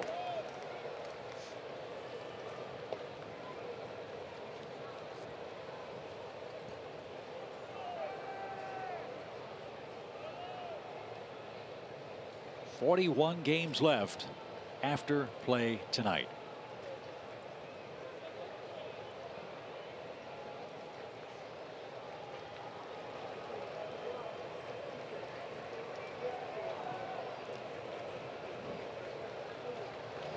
Foul back to the screen. It's 1-2.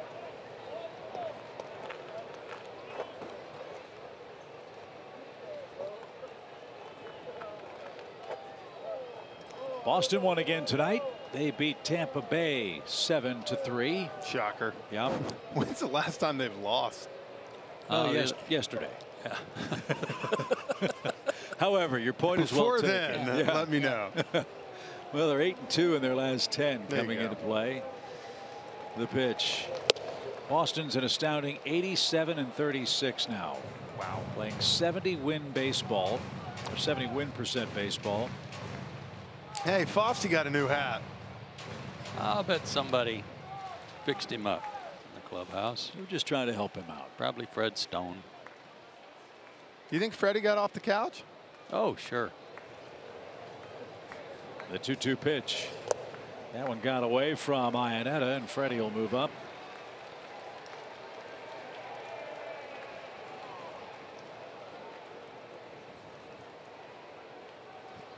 Yeah, Fred Stone's the visiting clubhouse manager here at SunTrust Park.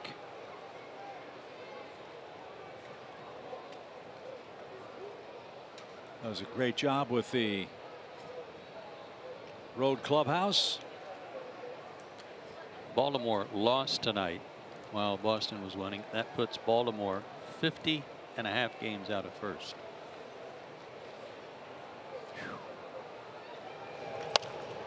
Pop fly out of play. I can't recall seeing a team with an X as the elimination X by their name, and it's mid-August. Yeah, it's one of the earliest ever. So they're playing 29 win percentage baseball. They still got a wild card chance, though. Barely, I think. No, I don't think so. Maybe. And that's taken high. Ball 4. Well, at this pace, Baltimore's on pace to win, I think, 48 games all year.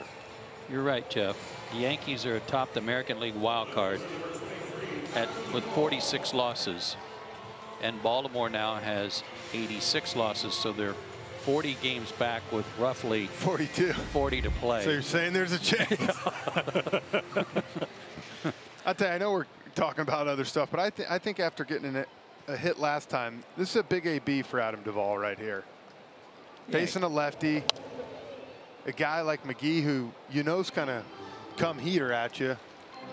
And try to make it a 2-hit night and just get yourself rolling a little bit. Get headed in the right direction. Let me ask you a question. You were traded around the deadline to a team that was trying to get to postseason play. Is there a little extra pressure? Absolutely. And I started off 1 for 11 in Texas when I went after New York, and we went to Toronto, and I went 3 for 4, and it was like the floodgates just opened. You start hitting, and it's tough. You go to a team, you know a few people, but you're expected to do a job, you know? Worse is they don't know you. Yeah, that's true. And you know what you can do, but you want to show them what you can do. They picked you up for a reason. They traded for a reason. Especially coming from another league. Yeah. No balls, 2 strikes for Duvall. The pitch is caught on and missed, and that will retire the side. McGee walks a couple, strikes out 1, and we are off to the 9th inning.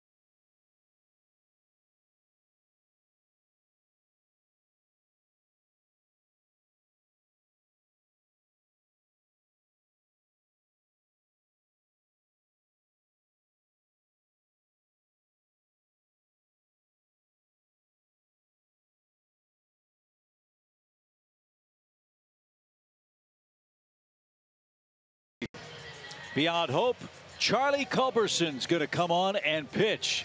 And look who is grinning from ear to ear. It's a man that's experienced this, Jeff Rancour, who has experienced this most recently with the Phillies. Joe Simpson's done it too. What is the mindset of a position player coming into a game like this? Well, it all depends how Charlie's taking it. I was rocking and firing. I was too. I was fired up and having fun. Yeah. I said the other night when Ronald got hit that it was the first time I missed being in the big leagues. Well, tonight's the second. Yeah. That should be me. There you go. First time I did it, I got 2 outs on 2 pitches, and I was upset because I hadn't been able to break out my curveball yet. Well, I'm looking through the 2017 Braves final statistics. They used a lot of pitchers. I don't believe the Braves used a position player last year. So we'll try. I don't remember one in ever. We'll try to. I'm trying to think who might have done it. That has been. Hey, how about that pitch? A 91-mile-an-hour fastball. That's what I'm saying. Did you see Charlie there? Yeah. Former Rocky threw one right there for Iannetta. And he got a check swing. Oh, and Iannetta is going to hate that. A comebacker to 94? A position player pitching. 94. You know what? He feels his position well, too. Yeah. This is where, if you're a reliever, though, you hate it, because if somehow he's able to go 1, 2, 3, or even give no runs up, it's where you walk in, you say, it's not that hard, guys. Right. Ryan McMahon's going to hit for McGee. And a ground ball hit to short. Dansby has this one. And Culberson's gotten 2 outs on 3 pitches.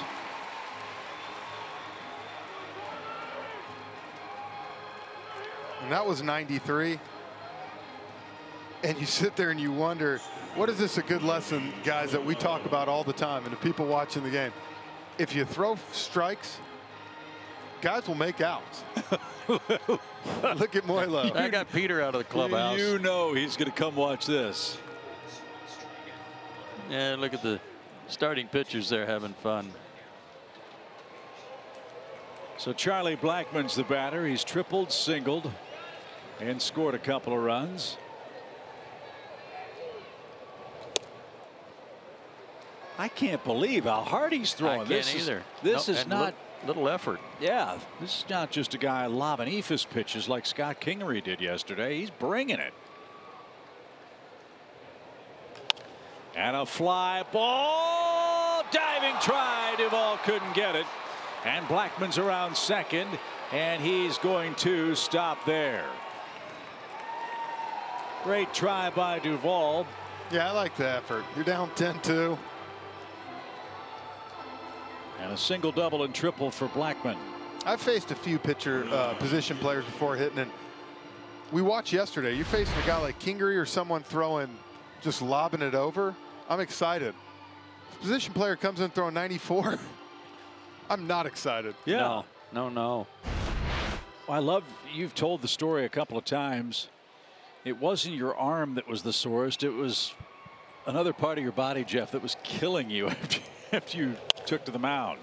As this one's into right field, a base hit. Here comes Blackmon around third. Markakis loads up. His throw to the plate will be late. And Colorado adds an 11th run. My left buttocks was hurting. Yeah, you're not used to that. We took a 2-hour train ride back from Baltimore to Philly. When we got off the train, I literally limped like a 90-year-old man. Really? Yeah. So here's Arenado.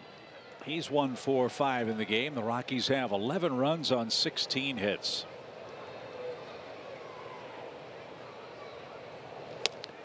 Well, we know Charlie can bring the gas. I want to see what he's got off speed. Show me. My second outing was against my former team from the year before, the Mariners. And it was in September, so there were a lot of other guys on the bench.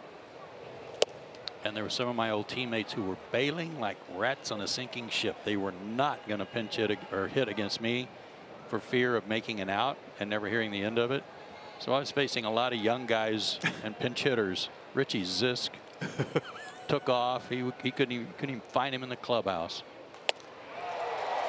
Well, I came in a game where it was 19-1. Baltimore, and warnings had been given. So I'm walking to the mound. Lance Barksdale comes out and he says, "Jeff, I've given warnings." I'm like, "You're about to tell me this before I take the mound?" Arenado lines to Albies, who handles on a short hop. Way to go, Charlie. Great job. Yeah, he gave up a run, but who cares? 10-pitch inning. He was efficient. He did a great job. 11-2 Colorado.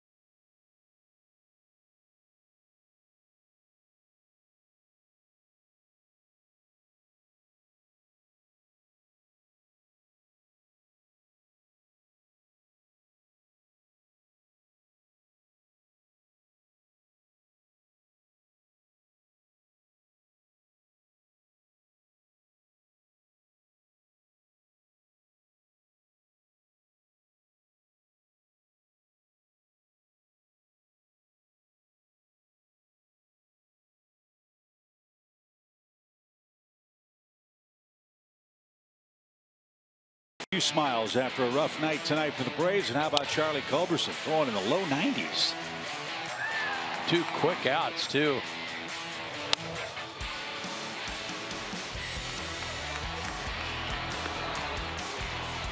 Good job. Hey, you got an MVP out. Our colleague, Mr. Nick Green, sent me his pitching stats from 2009 with Boston, and Nick went 2 innings with no hits. Wow. Really? But he did walk 3, so I'm a little disappointed in his strike zone. Pounding the zone, but 2 innings, no hits. Maybe they were looking at his hair. Could have been. Well, it's not often you can say this in an 11-2 game and you're losing, but the Braves are going to allow their relief pitcher to hit in the 9th inning of a 9-run game. That's Charlie Culberson who's on deck. Chris Russin is the 4th Colorado pitcher. Yeah, it's not often in the 9th inning that the pitcher hits for himself. Yeah.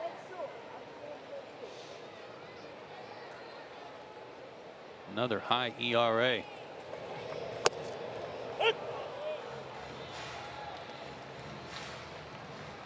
these are great low leverage situations for Bud Black to try to get some innings for his relief corps in, get them on a roll. They're going to need them.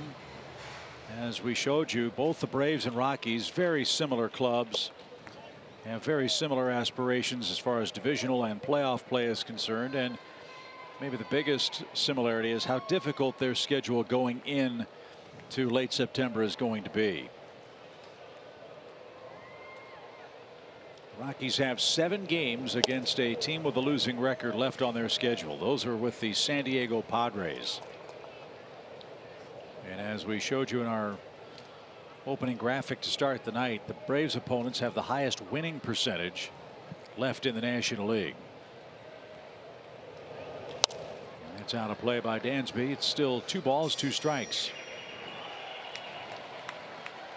Dansby with another nice double tonight on a breaking pitch, and that's what I like to see. I know he can hit the fastball. It's nice to be able to see him wait back, turn on some off-speed stuff, go the other way for the home run to dead center. It's like you said a couple of days ago, though, Jeff, if he's seeing that ball away a little better and laying off some that are a little off the plate, or getting some base hits the other way with a breaking ball, he's going to start getting more fastballs in. And that's his bread and butter.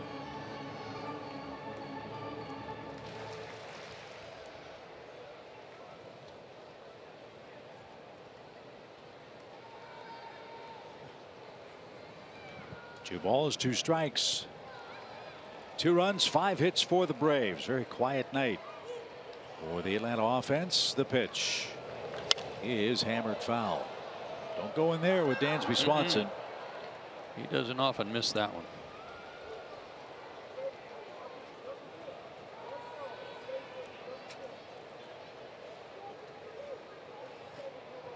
Man, I still can't believe Charlie's pumping 92, 93, 94.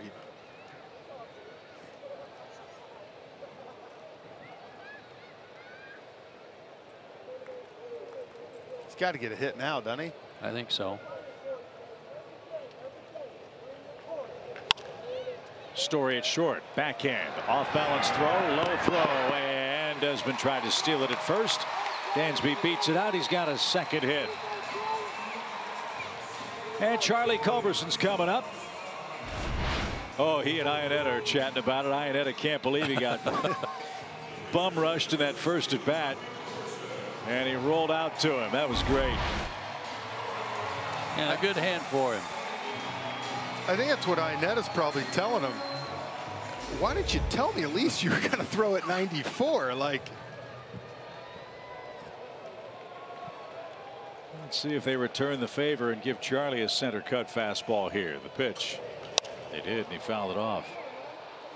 When I was in Kansas City, Mitch Meyer, our 4th outfielder, broke Jason Varitek's, shattered his bat into 3 pieces, and the next day sent the bat over in a little plastic case and had signed it to him.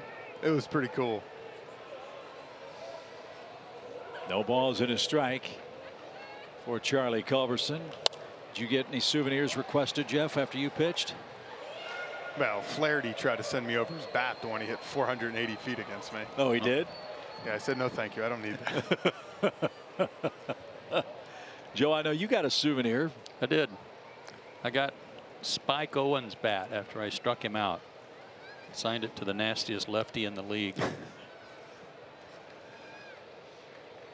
No balls, 2 strikes. And a shot hit toward left. Dahl on the run, and he makes the grab in the corner. Nice running catch. Did he almost drop that and re-catch it? Looked like there might have been a little snow cone as he made his way to the line. He's looking at the glove.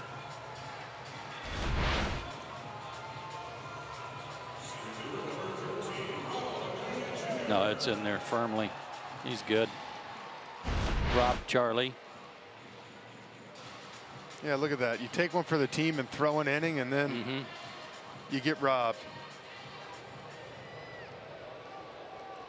So here's Ronald. He led off with an infield hit and has scored 1 of 2 Braves runs tonight. He'll try to lead off and reach base for the 9th consecutive game tomorrow night against Antonio Senzatella.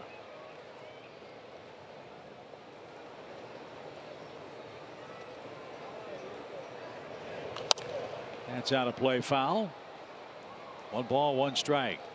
A few minutes past 11 o'clock Eastern time.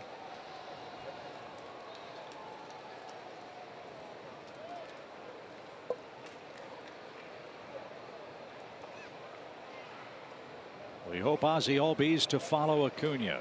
3-man shift on. Left side of the diamond, the pitch. Way high, ball 2. Cardinals just extended a 3-2 lead to 5-2 at home over Milwaukee. Boy, the Cardinals are playing very, very good baseball. How about Chicago still up 1-0 on Pittsburgh in the 8th? Could be the same as last night. Yeah, John Lester beat him 1-0 last night. Swing and a miss. Mike Montgomery had to go to the DL for the Cubs. He's got some shoulder problems. That was announced earlier today.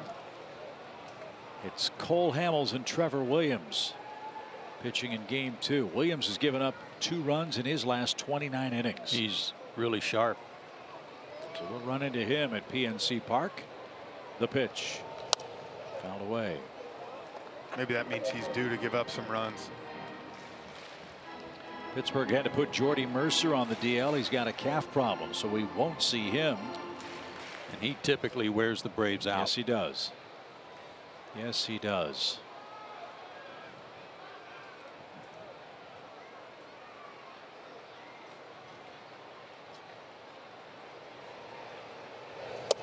That just missed inside, a full count. Last year the Braves had some trouble with Pittsburgh. Pirates won 5 of the 7 games. Well, I'm going to throw an asterisk on that. Remember, yep, Starling Marte played in that opening series of the year. Yeah, the first 3 games, as that one goes to the backstop and Acuna will walk. And then he got busted for PEDs and shouldn't have even been playing. Yeah, it was April 7th, 8th, and 9th. Braves lost all 3 games in Pittsburgh. Gave up 17 runs in those 3 games. And you're right, Marte was all over the place. He had a great series. And the skies have opened up here at SunTrust. Very humid night. And some of the fans in the lower bowl move under the cantilevered stands to get some cover before the fireworks display. If it rains, can we have fireworks? I assume so.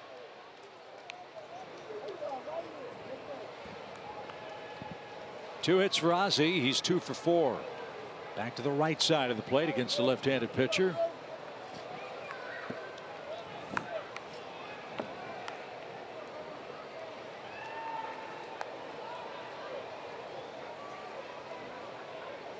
First one is right back where it came from, off the pitcher's leg. It's knocked down by LeMahieu, and everybody's safe. The bases are loaded. So that's the second infield hit of the inning for Atlanta. A 3-hit night for Albies. And the Braves aren't done yet.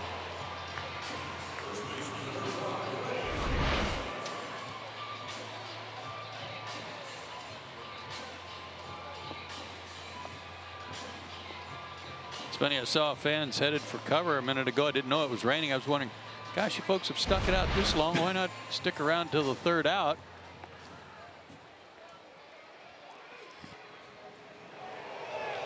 Freddie grounds one toward first. Desmond fires to second one. Return to first won't be made. That'll be an RBI for Freeman. Dansby scores the third Atlanta run. Freddie's 76th RBI. First and third now, 2 outs. You know what? You never know how things turn out. That might be the one that puts him over 100 RBIs. Yeah. By the time the season's over. Hope you guys brought an umbrella as you think about making your way back to the parking lot. I was going to see if you Joe did. I was going to see if you'd bring my car for me around. Oh, again. Oh, thanks a lot.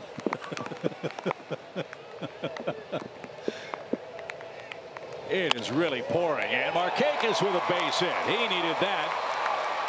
That snaps an 0 for 14 for Markakis. 77 RBIs for him.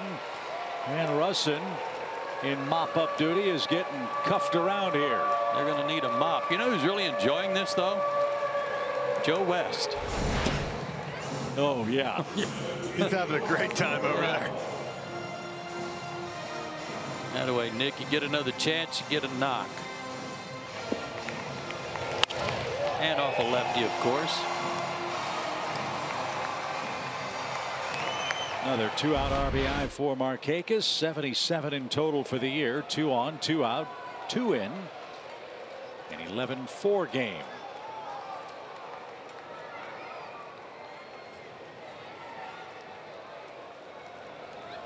Now the rain has all but stopped. A passing shower here at SunTrust. The pitch is in there for a strike.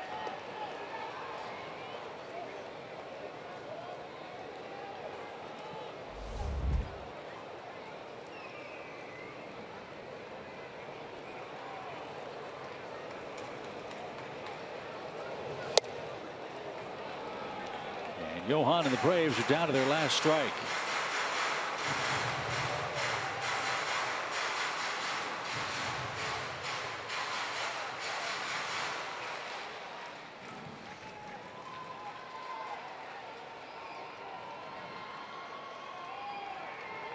The stretch and the 0-2 is popped into shallow center. That ball is going to drop in front of Blackman. Another run is in. The Braves have them first and third. It's 11-5.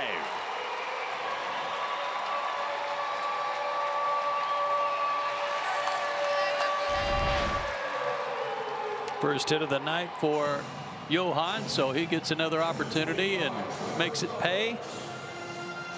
Tell you what, you really want to get on a manager's bad side or pitching coach's bad side. Have an 11-2 ball game and make them have to come out and get you. Oh. And waste another bullpen piece.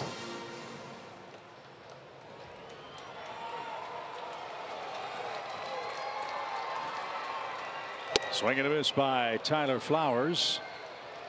Braves doing what they've done so often. That's rally with 2 outs. And score late.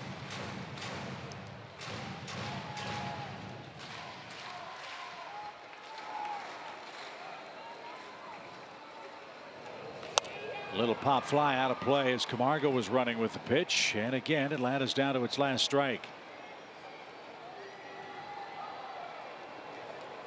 2 more cracks at Colorado. Atlanta's got to figure out something against the National League West. If this score holds, the Braves will fall to 9-16 against their Western Division rivals. And that trip to San Francisco and Arizona lurking in September as well.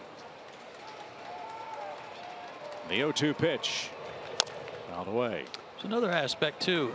Remember when the Braves had this real good record for the season against left-handed starters? That's gone away. It has. If they lose this game, they'll be 18-20, where they used to have a nice spread of wins and losses. I think there was still like 18-9, 18-10 at one point. I think it was 18-9.